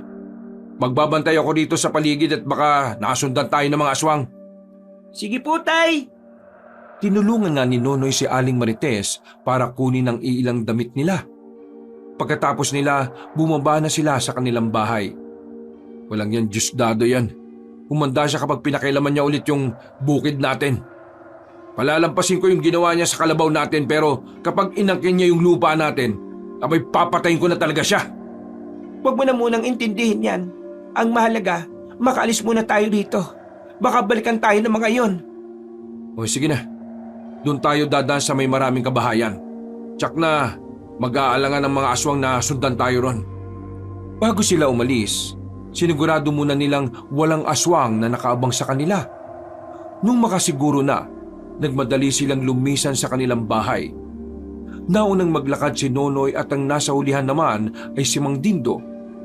Sa kabutihang palad, nakarating sila sa kabilang baryo nang hindi nasusundan ng aswang. Nang gabing yun, nakituloy na muna sila sa bahay ng isang albularyo. Nagulat pa si Nonoy nang mawari niyang ang albularyong yun at ang matandang tumulong sa kanya ay iisa. Nonoy, siya ang lolo Lauro mo. Matalik na kaibigan siya ng iyong lolo. Hindi po ba kayo yung tumulong sa akin? At kayo rin yung nagbigay ng mga trespi ko saka itong ita ko? Naramdaman ko kasing may taong nasa panganib. Hindi ko lang talaga inaasahan na anak ka pala ni na Marites at Dinda. Sa inyo po pala yung galing, Tatay Lauro. Salamat at kung hindi dahil dun baka kung napano na kami. Ay, walang ano man yan. Magkaibigan kami ng lola mo. Bago pa man siya pumanaw, ipinangako ko sa kanya na poprotektahan ko ang kadugo niya. Paano po ninyo nagawang maglaho ng ganong kabilis, Lolo Lauro? Naglaho lang ako sa paningin mo. Pero ang totoo, naging mabilis lang talaga ang aking paggalaw. Eto, dahil dito. Ipinakita na matandang albularyo ang kanyang suot na mutya. Hindi naman napigilan ni Nonoy ang mamangha roon. Nakita ko ito ng tanghaling tapat. Hindi umuulan at maaliwalas naman ang panahon. Ewan ko nga ba kung bakit biglang kumidlat malapit sa akin. Tumilapon pa nga ako noon pero nang makita ko ang maliit na batong ito na nakadikit sa bahagi kung saan tumama ang malakas na kidlat, kinuha ko na. Talagang napakatikas Kung sino man ang makakakuha niyan hindi madaling madadaig sa anumang laban. Kaya nga, pero ngayong nakita ulit tayo, Nanay, ipagkakaloob ko sa iyo ito. Ingatan mo at gamitin sa tama. Talaga po? Oo. Alam kong iingatan mo ito. Nakikita ko naman na kabutihan sa iyong puso. Kaya hindi ako nababahalang ibigay ito sa iyo. Hinubad ni Tandang Lauro ang naturang mutya at siya na rin mismo ang nagsuot sa bata nito. Nang suot na ni Nonoy ang mutya ng ngipin ng kidlat, nag-init ang kanyang buong katawan. Agad siyang nakaramdam na matinding uhaw, kaya Uminom siya ng halos 4 na basong tubig. Magpahinga na kayo. Huwag kayo mag-alala at ligtas kayo rito. Bukas mismo ng umaga, aalis ako para pumunta sa baryo ninyo. Aalamin ko kung ano ang katarantaduhang ginawa ng mga aswang doon. Maraming salamat po. Nagpahinga na silang 4. Habang nakahiga, sa hindi malamang dahilan ni Nonoy ay hindi siya makatulog. Pinakiramdaman niya ang kanyang tatay at napansin niyang hindi rin ito nakakaidlip. Tay, ano na pong gagawin natin? Ako nang bahala. Babalik ako bukas sa baryo natin. Matulog ka na at nang makapagpahinga ka na. Napatango na lang si Nonoy. Kahit pa hindi siya dinalaw ng antok, minabuti niyang ipikit ang kanyang mga mata. Kalaunan, tuluyan na rin siyang nakatulog dahil sa pagod. Kinabukasan, maaga pa siyang nagising. Naisa na niyang sumama sa kanyang ama, subalit hindi na niya ito naabutan. Dumito ka lang, Nonoy, ha? Huwag ka nang sumunod sa tatay mo. Baka mapano ka. Hintayin na lang natin siya. Habang wala si Mang Dindo, nakipagkwentuhan na muna si Nonoy sa matandang albularyo. Marami siyang nalaman patungkol sa kanyang lolo, kaya namangha siya rito. Alam mo, Nonoy, malaki ang potensyal mong maging isang albularyo. Bakit naman po, Lolo Lauro? Busilak kasi ang iyong kalooban at alam kong nakahanda kang tumulong sa mga taong nangangailangan. Ganun po ba yun? Oo. Kaya kung darating ang araw na gusto mong matuto, handa kong tulungan ka. Maraming salamat po, Lolo Lauro. Nagpatuloy sila sa kanilang pag-uusap hanggang sa makita nilang paparating na si Mang Dindo. Pansin nila ang galit sa mukha nito. Kaya hinintay nila itong makalapit. Noong makarating na sa bahay ni Tandang Lauro si Mang Dindo, Dindo, bakit parang iba yata ang itsura mo? Ano nangyari? Oo nga, Dindo. Parang may puta kong nababasa sa puso mo, ang hayop na Diosdado na yon. Pagbalik ko sa baryo natin, tumungo agad ako sa bukid Ang walang hiya, binakura na pati yung bukirin natin. Pinaghirapan natin yun Abay, napakawalang ya talaga niya. Parang kabuti lang siyang sumulpot sa baryo natin pagkatapos yan ang kanyang gagawin. Anong ginawa mo? Di sinira ko lahat ng bakod na inilagay niya ron. Kung naroon lang sana siya, baka pati siya nataga ko na Dapat lang talaga siyang mataga. Gahaman siya ganit. Humanda siya sa akin. Mamayang gabi, babalikan ko siya sa kanilang bahay. Huwag, baka kumapano ka. Balikan mo na lang siya at kumprontahin kapag may araw. Anong inakala mo? Matatakot ako sa aswang na yon? Marami na siyang atraso at hindi ko palalampasin ang pang-aagaw niya sa lupa natin. Anong binabalak mo dyan, Dindo? Babalikan ko siya sa kanyang bahay mamaya. Abay, mag-iingat ka lamang. Aswang ang magiging kalaban mo at mas malakas siya kapag gabi. Wala akong pakialam kung aswang siya. Hindi ko siya atrasan kahit na anong laban. Paalala lang, Dindo. May asawa at anak ka. Kapag may masamang mangyari sa iyo, abay kawawa silang dalawa. Hindi ko naman nakakalimutan yon, Tatay Lauro. Mahal ko sila at nakatanim po yan sa puso't isipan ko. Hali nga kayo, pati ikaw, Nonoy. Bakit po? Pupudiran ko kayo at kakargahan ng kabal sa katawan para hindi kayo madaling matalo ng inyong kaaway. Maraming salamat po, Tatay Lauro. Kagaya ng sinabi ni Tandang Lauro, kinargahan niya ng dasala mag-ama. Agad namang nag-init ang katawan ni Nonoy at Mang Dindo pagkatapos silang kargahan ng orasyon ng matandang albularyo. Ayan, tapos ko na kayong poderan at kargahan ng pangkabal. Huwag lamang kayong kakain ng karne ng baboy at hihina kung anumang ikinarga ko sa inyo. Maraming salamat po, Tatay Lauro. Malaking tulong ito sa amin. Lalo pa ngayon, may problema kaming kinakaharap. Walang anuman. Mag-ingat ka lamang sa pakikipaglaban sa kanya o sa kanila. Nagturo pa si Tandang Lauro ng mga posibleng paraan para matalo ang aswang. Tinandaan naman ni Mang Dindo ang mga sinabi ng matanda at muling nagpasalamat dito. Dahil malapit ng mag-alas 12, nagpasya na silang kumain ng pananghalian. Pagkatapos nito, nagpahinga na muna si Mang Dindo. Si Nonoy naman ay nagpatuloy sa pakikipagkwentuhan sa matandang albularyo. At si Aling Marites ay inabala ang sarili sa paglilinis sa labas ng bahay ni Tandang Lauro. Kinagabihan, nung tahimik na ang paligid, nagpasya si Mang Dindo na bumangon. Aalis na po ba kayo, Tay? Sama po ako. Wag na, dumito ka lang at baka kung mapano ka pa. Sige na po, makakatulong din naman po ako sa inyo eh. Hindi po ba may binigay rin sa akin si Lolo Lauro? Ano naman ngayon? Magagamit ko po yung para labanan ng mga aswang. Pero kailangan mo rin samahan ng nanay mo rito. Nandito naman po si Lolo Lauro ah. Kaya niya maprotektahan si nanay. Huwag kang nga matigas ang ulo. Sundin mo na lang ako. Hindi ka sasama sa akin. Tapos ang kwento. Natahimik na lamang si Nonoy sa sinabi ng kanyang ama. Alam niyang galit na ito kaya hindi na siya nangulit pa. Pinanood na lamang niya ang kanyang ama habang naghahanda ito sa pag-alis. Oh, alis na ako. Dumito ka lang ha. Bantayin mo ang nanay mo. Opo, Tay. Nang tuluyan ng makalis si Mang Dindo, napatayo si Nonoy saka napadungaw sa bintana. Maliwanag ang paligid ng gabing yon. Kaya nakita niya ang kanyang ama at nung medyo nakalayo na ito, nagpasya siyang habulin ito. Kinuha niya ang kanyang itak na ibinigay ni Tandang Lauro. Napahaplos na rin siya sa suot niyang trespiko sa kamutya ng ngipin ng kidlat. Huwag sana niyo akong pababayaan. Malaki ang tiwala ko sa inyo. Napalingon si Nonoy sa kanyang ina. Nung makita niyang himbing na ito sa pagtulog, nagpasya na siyang bumaba sa bahay ng albularyo. Naisip niyang gayahin ang ginawa ni Tandang Lauro para magawa niyang abutan ng kanyang ama.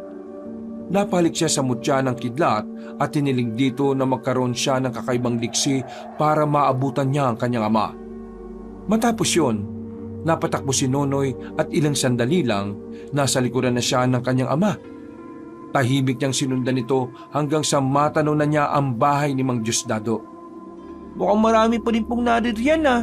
Tsak na mahirapan tayo. Oh, Nonoy! Hindi ba't pinagsabihan na kita? Bakit ka sumunod dito? Pasensya na po, Tay. Gusto ko lang naman pong tumulong sa inyo eh. Kagaya nyo, gusto ko rin pong magiganti dahil sa kalapastangan ng ginawa ni Mang Diosdado. Pero masyado ka pang bata, Nonoy. Huwag po kayong mag-alala, Tay. Mag-iingat po ko. Gusto ko lang naman pong tumulong sa inyo eh. Hindi naman po ako natatakot sa kanila, Tay. Oo na. Basta, huwag kang alis sa tabi ko ha. Magdoble ingat ka ha. Opo, Tay. Sa tabi lang po ninyo ako. Nagpatuloy sila sa kanilang paglalakad hanggang sa ilang metro na lang ang layo nila sa bahay ni Mang Diosdado. Mas lalo ring nagiging malakas ang ingay na kanilang naririnig at animoy may kung anong pinagkakaguluhan ng mga ito. Sandali, tumigil muna tayo. Kailangan natin maganda. Mukhang marami sila, Nonoy. O nga po, Tay. Baka kung susugod agad tayo riyan, mapapahamak lang tayo. Basta huwag kang lalayo sa akin ha. Mag-ingat ka at huwag mong hahayaan ng mga aswang na makalapit ng husto sa'yo. Opo, Tay. Magpapatuloy na sana ang mag-ama nang bigla silang nakadinig ng mga ingay na papalapit sa kanilang kinaroroonan. Nandito na sila! Maganda ka, Nonoy! Dumikit ka lang sa akin ha para walang masamang mangyari sa'yo. Opo, Tay. Naririyan na nga po sila. Marami sila at nagbabaga ang mga mata nila. Hinugot nila ang kanilang mga itak sa mga kaluban nito at inihanda nila ang kanilang sarili. Napamura na lang ng malakas si Mang Dindo nang mawaring higit sa 10 aswang ang nakahandang lumusob sa kanilang pwesto. Maging alerto ka, anak! Paniguradong hindi lamang yan ang ating makakalaban! Sige po, Tay. Sa isang pagkisap ng mga mata ng mag-ama, sumugod sa kanila ang lahat ng aswang doon. Hindi naman sila natinag at nilabanan nila ang mga ito hanggang sa abot ng kanilang makakaya. Habang abala sila sa pakikipaglaban sa mga aswang na naroroon, nakarinig sila ng pagaspas ng pakpak na nagmumula sa ibabaw. Parehong napatingala si Mang Dindo at Nonoy. Tay, merong 2 aswang na nasa ibabaw. Mag-iingat ka, anak! Mukhang mas malakas sa mga yan! Kahit pa na merong banta ng 2 aswang ang umaaligid sa kanila mula sa itaas, ipinagpatuloy nila ang pakikipaglaban sa mga aswang na naroroon.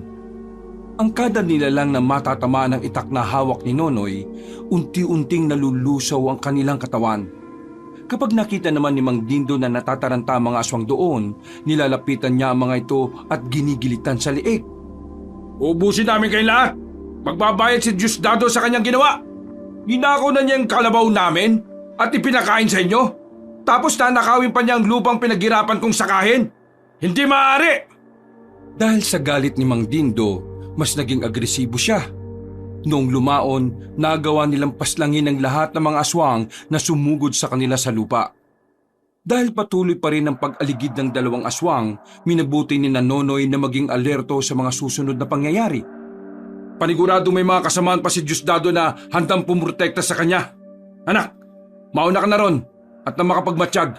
Ako na bahalang humarang sa dalawang yan. Sige po, Tay. Maghanap na lang po ako ng magandang pwesto para hindi ako madaling makita. Sige, mag-ingat ka anak. Susunod kagad ako. Tatapusin ko lang ang dalawang ito. Napatango naman si Nonoy sa sinabi ng kanyang ama. Dahil may tiwala naman ang bata sa kung anumang ginawa sa kanila ni Tandang Lauro, hindi siya nakaramdam ng kahit nakatiting na takot. Umandaan lang ang Mang Diosdado na yan. Pagsisisihan niya ang ginawa niyang pag-aagrabyado. Kung natatakot sa kanyang ibang tao dito, pwes kami ni tatay, hindi. Nung makarinig ang bata ng ingay mula sa kanyang pinanggalingan, agad siyang napalingon. Nakita niyang inaatake ng dalawang aswang ang kanyang ama, kaya nabahala siya. Ninais sana niyang balikan ito, subalit naisip niyang kaya namang talunin ni Mang Dindo ang mga aswang. May tiwala naman ako kay tatay. Alam kong kaya niyang talunin ang mga aswang na yun. Ipinagpatuloy na lang ni Nonoy ang kanyang paglalakad hanggang sa makarating siya sa tapat ng bahay ni Mang Diosdado. Agad na nag-init ang kanyang pakiramdam kaya napagtanto niya na may panganib na naghihintay sa kanya roon. Minabuti ni Nonoy na maghanap ng mapupwestuhan kung saan makikita niya ang buong paligid. Nasa kalagitnaan siya ng kanyang paglalakad nang makarinig siya ng mga yabag ng paa.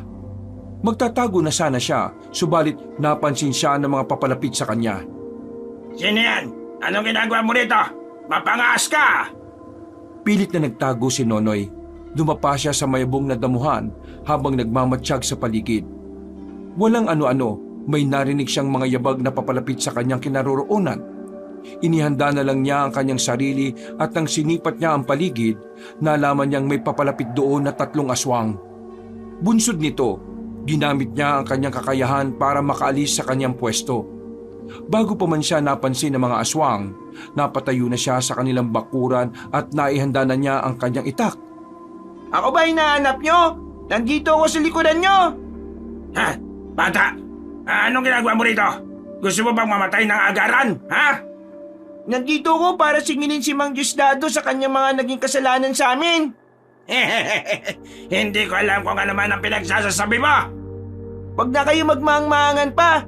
Alam kong kasama niyo si Mang Diosdado. Kaya may alam kayo patungkol sa ginawa niya sa aming kalabaw at maging sa bukid namin. Naghahanap ka ba ng sakit ng katawan mo, bata? Baka kayo po'y naghahanap ng sakit ng katawan nyo. Napatawa mga aswang na naroroon. Pagkatapos nito, napaangil sila at naging mas mabalasik ang kanilang mga muka. Itinaas naman ng bahagya ni Nonoy ang kamay niyang may hawak-hawak na itak at sakto ring lumundag ang dalawang aswang upang sugurin siya.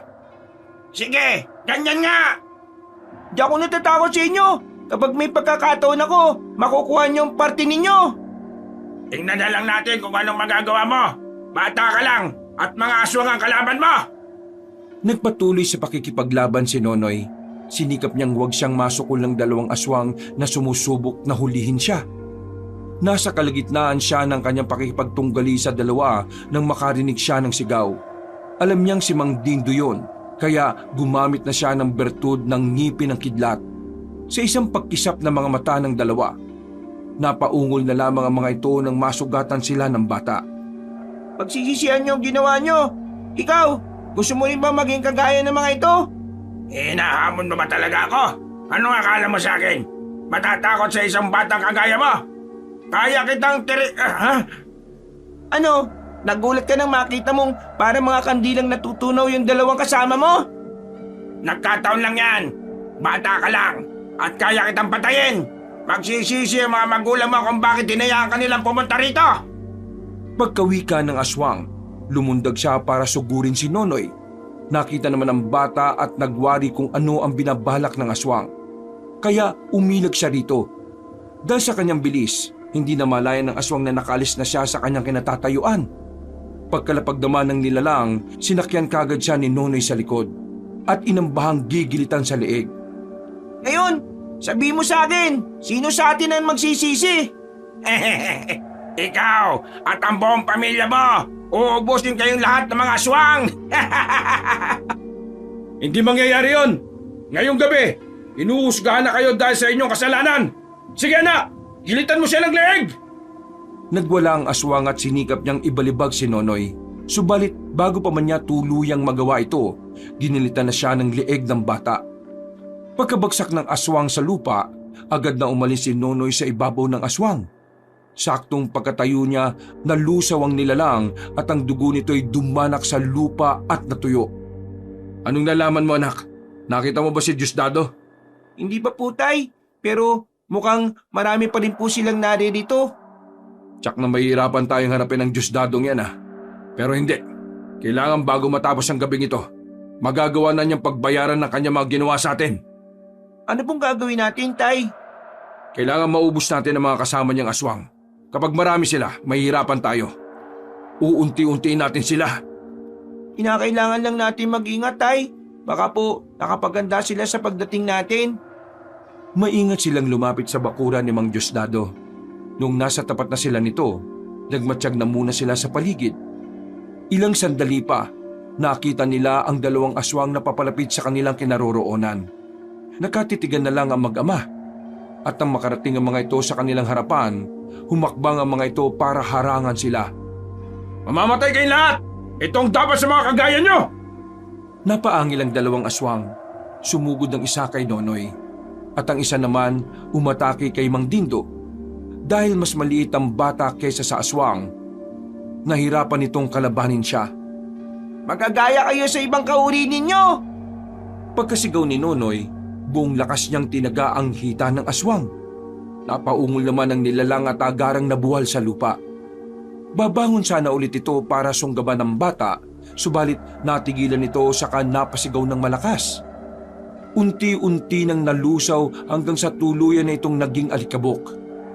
Nung ibaling ni Nonoy ang kanyang pansin kay Mang Dindo, nakita niyang nagbubuno ang dalawa at gumugulang sila sa lupa. Layuan mo ang tatay ko! Magda ka sa akin, aswang ka! Umalis ka sa ibabaw ng tatay ko! Pagkasigaw ni Nonoy, napalingon sa kanya ang aswang na nakaibabaw kay Mang Dindo. Bago pa man ito makagawa ng kung anumang aksyon, nagawa na siyang lapitan ni Nonoy. Ginilitan niya ito sa liig saka itinulak ang aswang para makaalis sa ganoong sitwasyon ng kanyang ama. Saktong pagkatayo ni Mang Dindo, At nandito pala kayong mag-ama! Anong pakay ninyo? "Huwag ka na magtanong! Alam mo kung ano ang ipinunta namin dito! Nandito kami para pagbayarin ka sa iyong ginawa!" Anong pinagsasasabi mo riyan, ha? "Huwag ka na magkaila, aswang ka! Ninakaw niyo ang kalabaw ko at pinagsaluang kainin ng kanyang karne! Walang puwang ang aswang dito sa baryo namin! Isa pa pala, sinubukan mong agawin at bakuran ng aming bukirin! Anong karapatan mo para gawin yon?" Hindi ko inaagaw ang bukirin mo. Ayon sa may-ari, bahagi yan ng kanyang lupain. Ato, aswang ako. Bakit? May magagawa ka ba para palisin ako rito? Oo, at ngayong gabi, mamili ka. Aalis ka rito sa aming baryo o dadanak dito ang dugo mo? Aba, matapang ka. Sino ang pinagmamalaki mo? Yang anak mong halos hindi pa makabasag ng pinggan? Diyan ka nagkakamali. Mga kasama, halika kayo rito. Ipakita nyo sa mag-ama kung sino ang kanilang kinakanti. Pagkasabi ni Mang Diosdado, lumapit sa kanila ang mga aswang. Higit na mas marami yung kaysa sa naunang grupong nakalaban nilang dalawa. Nung makita ito ni Nonoy, mas dumikit siya sa kanyang tatay. Tay, ano pong gagawin natin? Baka po kumapano tayo dito. Huwag kang magpakita ng takot sa kanila. Magtiwala kasi kinargang dasal sa atin ni Tatay Lauro. May mutya ka ng kidlat at pareho tayong may trespiko. Paniguradong hindi nila tayo basta-basta matatalo. Ano pinagpumulungan niyo dyan? Tingnan na lang natin ang angas nyo kapag pinagpiestahan namin kayo! Iniisip mo ba na matatakot kami sa'yo? Nagkakamali kayo! Buo ang aming loob na pumunta rito! Tingnan na lang natin kung gaano kabuo yan kapag dinurog na kayo ng mga kasamahan ko! Ikinumpas ni Mang Diosdado ang kanyang kamay. Ilang sandali pa, umusad ang mga aswang patungo kina Mang Dindo at Nonoy. Kung matatalo niyo ako, magagawa niyong bawi ng inyong bukid. Ngunit kung kayo matatalo, sinisiguro kong kalansay na lang kayo pagdating ng bukas! Natiti ako matatalo ka namin! Kailanman, hindi mananaig ang kasamaan sa kabutihan! Isa kang sakim! Ano ba nintay niyo? Atakinan ninyo ang magabang yan! Siguraduhin ninyong mamamatay sila! Napaangil ang mga aswang. Mabilis na humakbang ang mga ito at lumusob kina Mang Dindo at Nonoy. Ang mga aswang na masusugatan ko ay sugaton mo rin para agad silang mamatay. Opo, Tay. Ako pong bahala. Muling nilabanan ng magama ang grupo ng mga aswang nakakampi ni Mang Diosdado. Habang nilalabanan nila mga ito, nakita nilang umalis ang lalaki at pumasok sa kanyang bahay. Hindi nila alam kung ano ang pakay nito. Kaya minabuti nilang ituunan muna ang kanilang pansin sa pakikipaglaban sa mga aswang. Nung 3 sugatang aswang na lang ang natitira, Nonoy, kaya mo na ba ang 3 yan? Sugatan na sila at hindi na gaano makalaban. Bakit po, Tay? Susundan ko si Diosdado sa loob ng bahay niya. Aalamin ko kung anong binabalak niya. Sige po, tutuluyan ko ng mga to. Mag-ingat po kayo, Tay!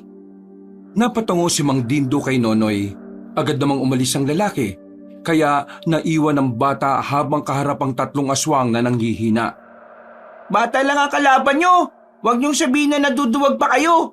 Ali kayo, sugurin niyo ako! Napaangil ang 3 aswang. Nanginig sila dulot ng panggigigil. Ngunit nang sumugod sa kanya ng sabay-sabay ang mga ito, mabilis siyang lumipat ng pwesto. Nilingon siya ng isang aswang at agad na inatake. Napangisi naman ang bata at ginamit niya ang kanyang liksi. Nilapitan niya ang naturang nilalang at tinaga sa tiyan. Pagkayuko nito, walang pagdadalawang isip niyang tinaga ito sa batok. Mamamatay kayong lahat! Magbabayad kayo sa inyong Ha? Natigilan si Nonoy na makarinig siya ng ingay sa loob ng bahay. Nabahala siya para sa kaligtasan ng kanyang ama. Naisa na niyang sundan ito at alamin kung ano ang nangyayari, ngunit sa hindi niya inaasahan, nagawa siyang mahawakan ng 2 aswang sa magkabilang braso. Pakawalan niyo ako, mga duwag! Pasalamat kayo at mas malaki kayo sa akin! Kung hindi... Humugot ng kanyang lakas si Nonoy at ibinalibag niya ang 2 aswang. Pagkatilapon ng 2, agad niyang dinampot ang kanyang itak sa kanilapitan ng mga yon. Sinabi ko naman pakawalan niyo ako, di ba? Walang pagdadalawang isip niyang tinaga ang mga ito sa muka. Alam niyang hindi na mabubuhay ang 2 kaya nang magawa niya yon, nagpasya siyang pasukin ang bahay ni Mang Diosdado. Nagtatatakbo na sana siya papunta roon nang muli siyang makarinig ng mga kalabog. Sunod-sunod yon, hanggang sa napasigaw na lang si Nonoy nang makita niyang lumusot sa bubong ang kanyang ama at bumagsak sa lupa. Patakbo siyang lumapit sa kinabagsakan nito at nanlumo siya sa sitwasyon ng kanyang ama. Tatay Dindo, ulang iyang aswang talaga yan! Anak, patawad at ito nangyari sa akin. Mas malaga ang buhay mo, anak. Iligtas mo na lang ang sarili mo at pabayaan na lang itong lupain natin na makamkam ni Diosdado. Hindi po! Dugot pawis ang ibinuwis ng mga ninuno natin para sa lupang ito at hindi ko dapat ito isuko sa isang dayo lang at gamang aswang. Pero baka kung mapano ka. Ililigtas ko kayo, Tay. Dadalhin muna kita pauwi. Nagpatuloy sa pag-ubo si Mang Dindo hanggang sa tuluyan na siyang napaduwal ng dugo. Nataranta na rin si Nonoy dahil sa naging kalagayan ng kanyang ama. Kahit pa na maliit siya kumpara kay Mang Dindo, sinubukan niyang alalayan ito. Subalit bago pa man niya nagawa ito, nakarinig siya ng kalabog sa bubungan. Saan kayo pupunta? Inakala ba ninyo na makakatakas kayo sa akin? Demonyo ka! Ang mga kagaya mo hindi dapat na nabubuhay! Anong ginawa mo sa tatay ko? Dapat lang sa kanya yan. Pasalamat ka pa nga, tumihinga pa siya ng ibinalibag ko eh. Ako pa talaga ang kailangan magpasalamat. Kung hindi mo sana ninako ang kalabaw namin at tinangkin ang bukirin namin, hindi aabot sa ganito ang lahat. Malas lang ninyo at nagbalak pa kayong gumante. Kung pinabayaan na lang sana ninyo ang aking nais, di sana tahimik ang buhay ninyo. Napakademonyo mo! Pabayaan mo kami makalis dito, aswang! Ayan, pagkatapos ipagkakalat nyo na aswang ako? Hindi na kailangan yan. Alam na ng mga tao ang tunay mong katauhan. Kung ganon, wala na tayong dapat na pag-usapan. Kagaya ng sabi ko, hindi ako makapapayag na lalabas kayo ng buhay rito. Nang mga sandaling yon, napaungol si Mang Dindo. Kahit nahirap siyang magsalita, sinikap pa rin niyang ibuka ang kanyang bibig. Tumakas ka na, anak. Iwan mo na lang ako rito. Makakasagabal lang ako sa'yo. Isa pa, hindi na rin siguro ako magtatagal dahil sa mga baling buto ko. Hindi na rin siguro ako magtatagal dahil sa mga nabaling buto ko. Hindi, Tay. Hindi kita iiwan dito. Iuwi kita at hingi ako ng tulong kay Lolo Lauro. Hindi ko rin pwedeng pabayaan na makuha lang ng aswang ang mga lupain natin. Napatawa ng malakas si Mang Diosdado nang makita niyang hirap na ang amang si Mang Dindo. Narinig naman ni Nonoy ang paghalakak nito, kaya ibinaling niya ang kanyang pansin doon. Lalabanan kita. Akala mo ba'y natatakot ako sa'yo? Hindi, no? Kung yan ang nais mo, Bubuit, hindi kita aatrasan. Ipapakita ko sa ama mo kung paano ko kukunin ang buhay mo. Noon din, lumundag mula sa bubong si Mang Diosdado. Pagkalapag niya sa lupa, mabilis siyang lumapit kina Nonoy at Mang Dindo. Agad namang iwinasiwas ni Nonoy ang hawak niyang itak, kaya hindi natuloy ang kung anumang binabalak ni Mang Diosdado. Minabuti ni Nonoy na ilapag na muna ng marahan ng kanyang ama. Noong magawa na niya ito, tumayo siya nang nakaharap kay Mang Diosdado habang hawak ang kanyang itak. Ano, Bubuit? Handa ka na ba? Ano mang oras? Ikaw, handa ka na rin bang pagbayaran ng mga kasalanan mo sa amin? Papatay ko kayo mag-ama at gagawing pataba sa bukirin ko. Pagkawika ni Mang Diosdado, mabilis siyang sumugod kay Nonoy. Agad namang nakailag ang bata sa pagsunggab ng aswang, kaya nanggalaiti ito. Umangil si Mang Diosdado at mas naging mabalasik ang kanyang itsura. Sige, hindi ako iilag sa pag-atake mo. Tingnan natin kung ano magagawa mo sa isang bata. Anong nais mong palabasin? Na pinagbibigyan mo ako? Bakit? Ayaw mo ba na pinagbibigyan ng batang kalaban mo? Napangisi si Mang Diosdado. Napalingon pa ito kay Mang Dindo at umakmang aatake dito. Subalit, bago pa man niya magawa ang kanyang masamang binabalak, sinugod na siya ni Nonoy. Huwag si tatay ang pagtuunan mo ng pansin! Lumundag ang bata at sumakay sa likod ng aswang. Hindi naman niya inaasahan ang pagbawala ni Mang Diosdado, kaya nabitiwan niya ang kanyang itak nang hindi sinasadya. Napahalakak na lang ang aswang nung mapansin niyang hindi na gaanong nakakakapit si Nonoy sa kanyang likuran. Wala ka lang magagawa. Dudurugin ko rin ang iyong mga buto. Yan ay kung magagawa mo. Napansin ni Nonoy na may masamang binabalak si Mang Diosdado, kaya bago pa man niya maisagawa yon, bumaba na siya mula sa likuran ng aswang. Napangisi na lang siya noong makita niyang umakma ang aswang na ibabalibag siya. Hindi mo magagawa yan! Nandito ako! Pinaglalaroan mo ba ako? Palibhasa isa kang bata. Ngayon, hindi ko nahahayaan pang makaligtas ka sa aking pag-atake. Kinutuban ng hindi maganda si Nonoy, kaya nagmamadali niyang dinampot ang kanyang itak na nabitiwan niya. Nung makita ng aswang na hawak na ni Nonoy ang kanyang itak, mabilis itong lumapit sa kinaroroonan ni Mang Dindo. Ayop ka, Diosdado. Hindi magtatagal at mamamatay ka rin. Papatayin ka ni Nonoy. Papastangin ka ng isang bata. Ganyan lang ang sitwasyon mo. Dada ka pa rin ng dada. Anong gusto mo? Putulan kita ng dila? Kahit na anong gawin mo, wala akong pakialam.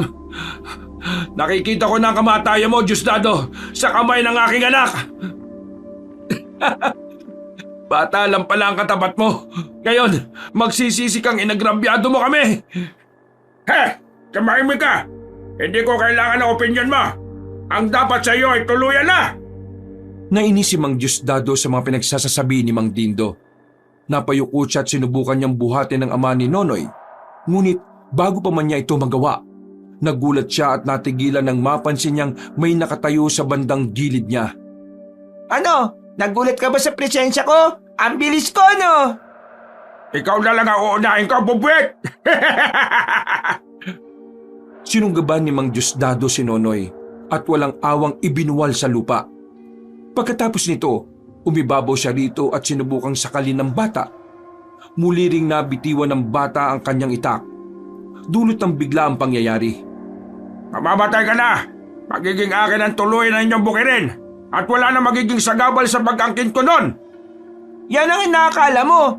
Hindi ako papayag na mangyari kung ano man ang binabalak mo. Ano ba ang magagawa mo, bata? Pipitsugin ka lang naman eh! Habang sinisikap ni Nonoy na huwag mahimatay, marahan niyang inilapit ang kanyang kamay sa kanyang dibdib. Lingid sa kaalaman ng aswang, balak na hawakan ni Nonoy ang kanyang medalyon at trespiko. Patuloy pa rin siyang sinasakal ni Mang Diosdado at hindi nito napansin ang ginagawa ni Nonoy. Ito nararapat sa mga kagaya mo. Tingnan natin kung hindi ka masusunog.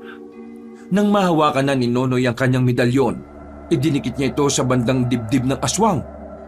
Napasigaw na lang ng malakas si Mang Diosdado. At animoy naiinitan siya sa medalyon ni Nonoy. Walang iyak ang bata ka! Papatayin kita! Kulang pa ba yan, Mang Diosdado? Ito pa ang para sa'yo. Mas lalo pang idiniin ni Nonoy ang kanyang trespiko sa dibdib ni Mang Diosdado. Mas naging malakas din ang paghiyaw ng aswang at agad itong bumitaw sa pagkakasakal sa bata. Napaangil ito ng malakas at napasapo sa kanyang dibdib. Nang mga sandaling yon, itinulak siya ni Nonoy. Muli pa sanang susunggaban ni Mang Diosdado ang paslit, ngunit ginamit ng bata ang kanyang kakaibang liksi. Nandito ako, uy! Bakit ka bilang? Kagaya ka rin ba ng ama mo? Dawag! Babagal ka lang kumilos, kaya iniisip mong umiilag ako. Sige, kung leksi ang gusto mong laban, hindi kita uurungan! Mabilis nang matake si Mang Diosdado kay Nonoy. Hindi naman umilag ang bata at minabuti niyang makipagsabayan sa aswang.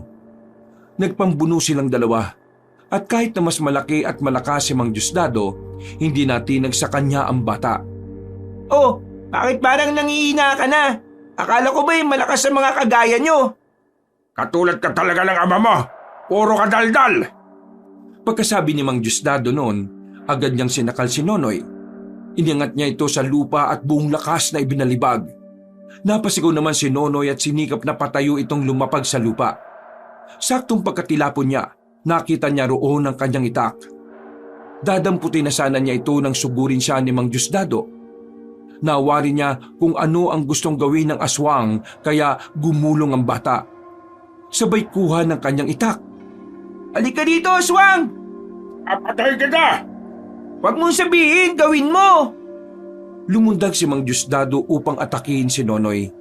Napangiti naman ang bata at saktong pagkalapag ng aswang sa kanyang harapan, sinubukan niya itong tagain. Ngunit napansin ng aswang ang kanyang binabalak. Kaya nagawa niya itong ilagan. Pag nagkataon, dudukutin ko yung puso mo at kakainin sa harap ng iyong ama! Hindi na mangyayari yun. Ngayon pa lang, nakikita ko na ang kamatayan nyo eh. Bago mangyari yan, kayo muna ang uunahin ko. Ililibig ko kayo at magiging pataba sa lupa ko. Yan eh kung kaya nyo. Hindi naman ako papayag na makuha nyo ang pinaghirapan ng mga ninuno namin eh. Ganun ba? Ito ang para sa'yo!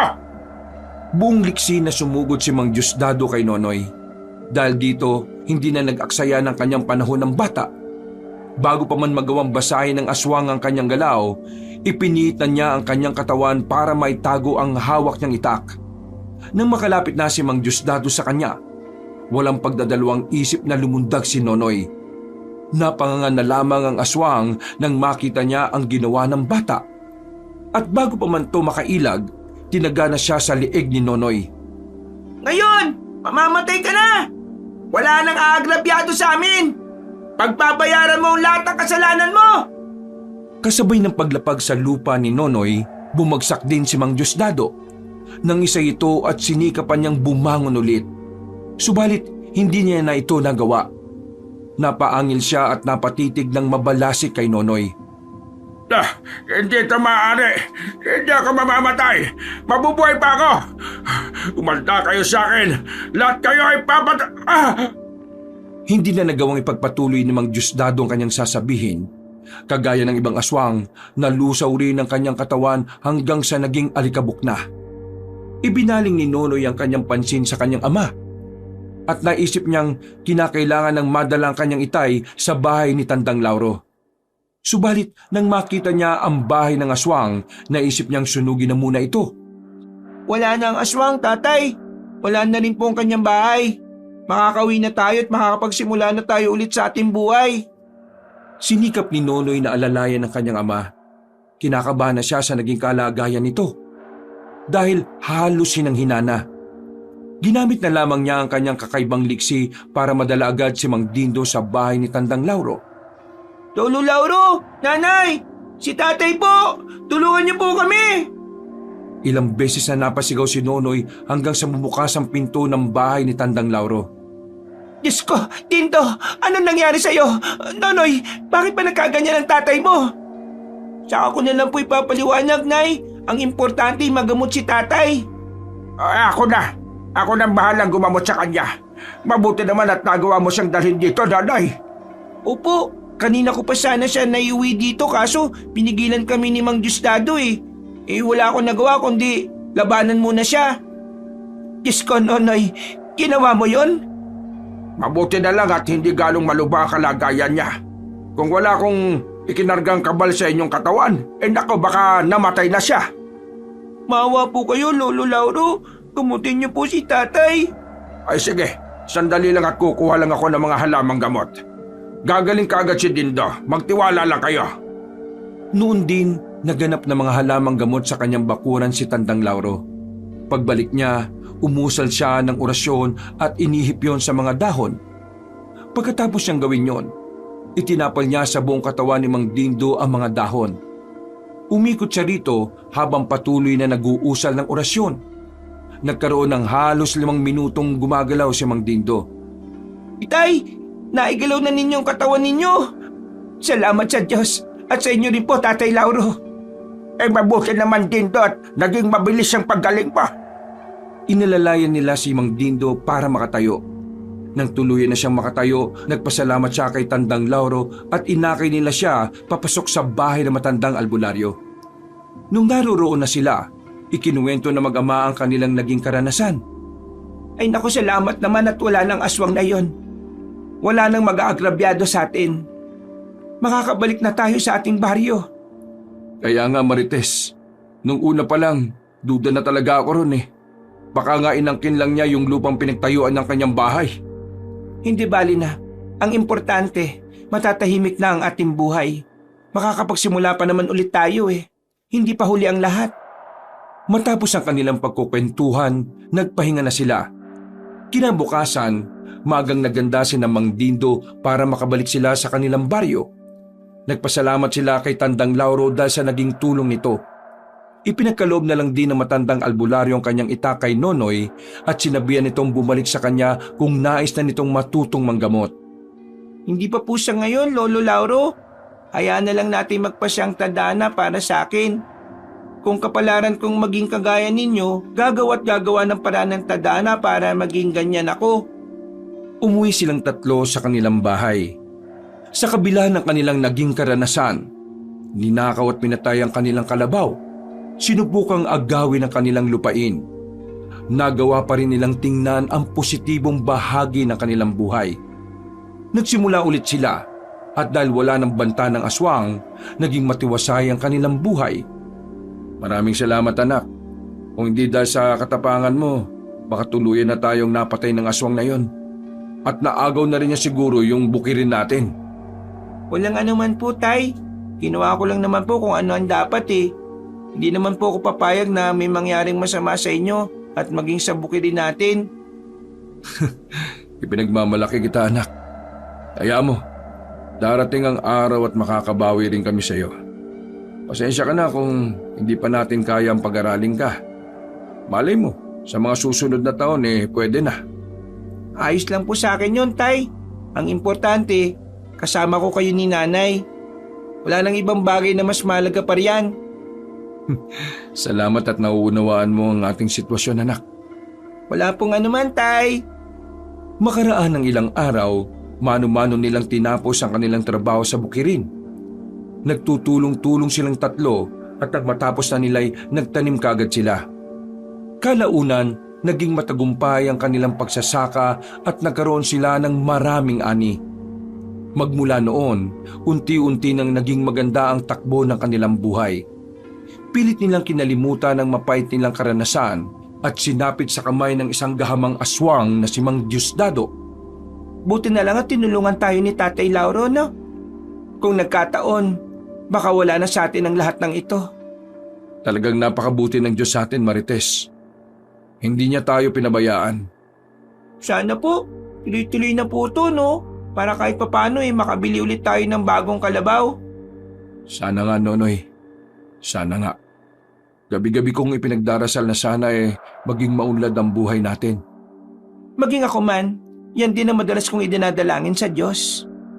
Hindi bale, sipagan lang natin at tsak na magtatagumpay rin tayo sa ating pangarap.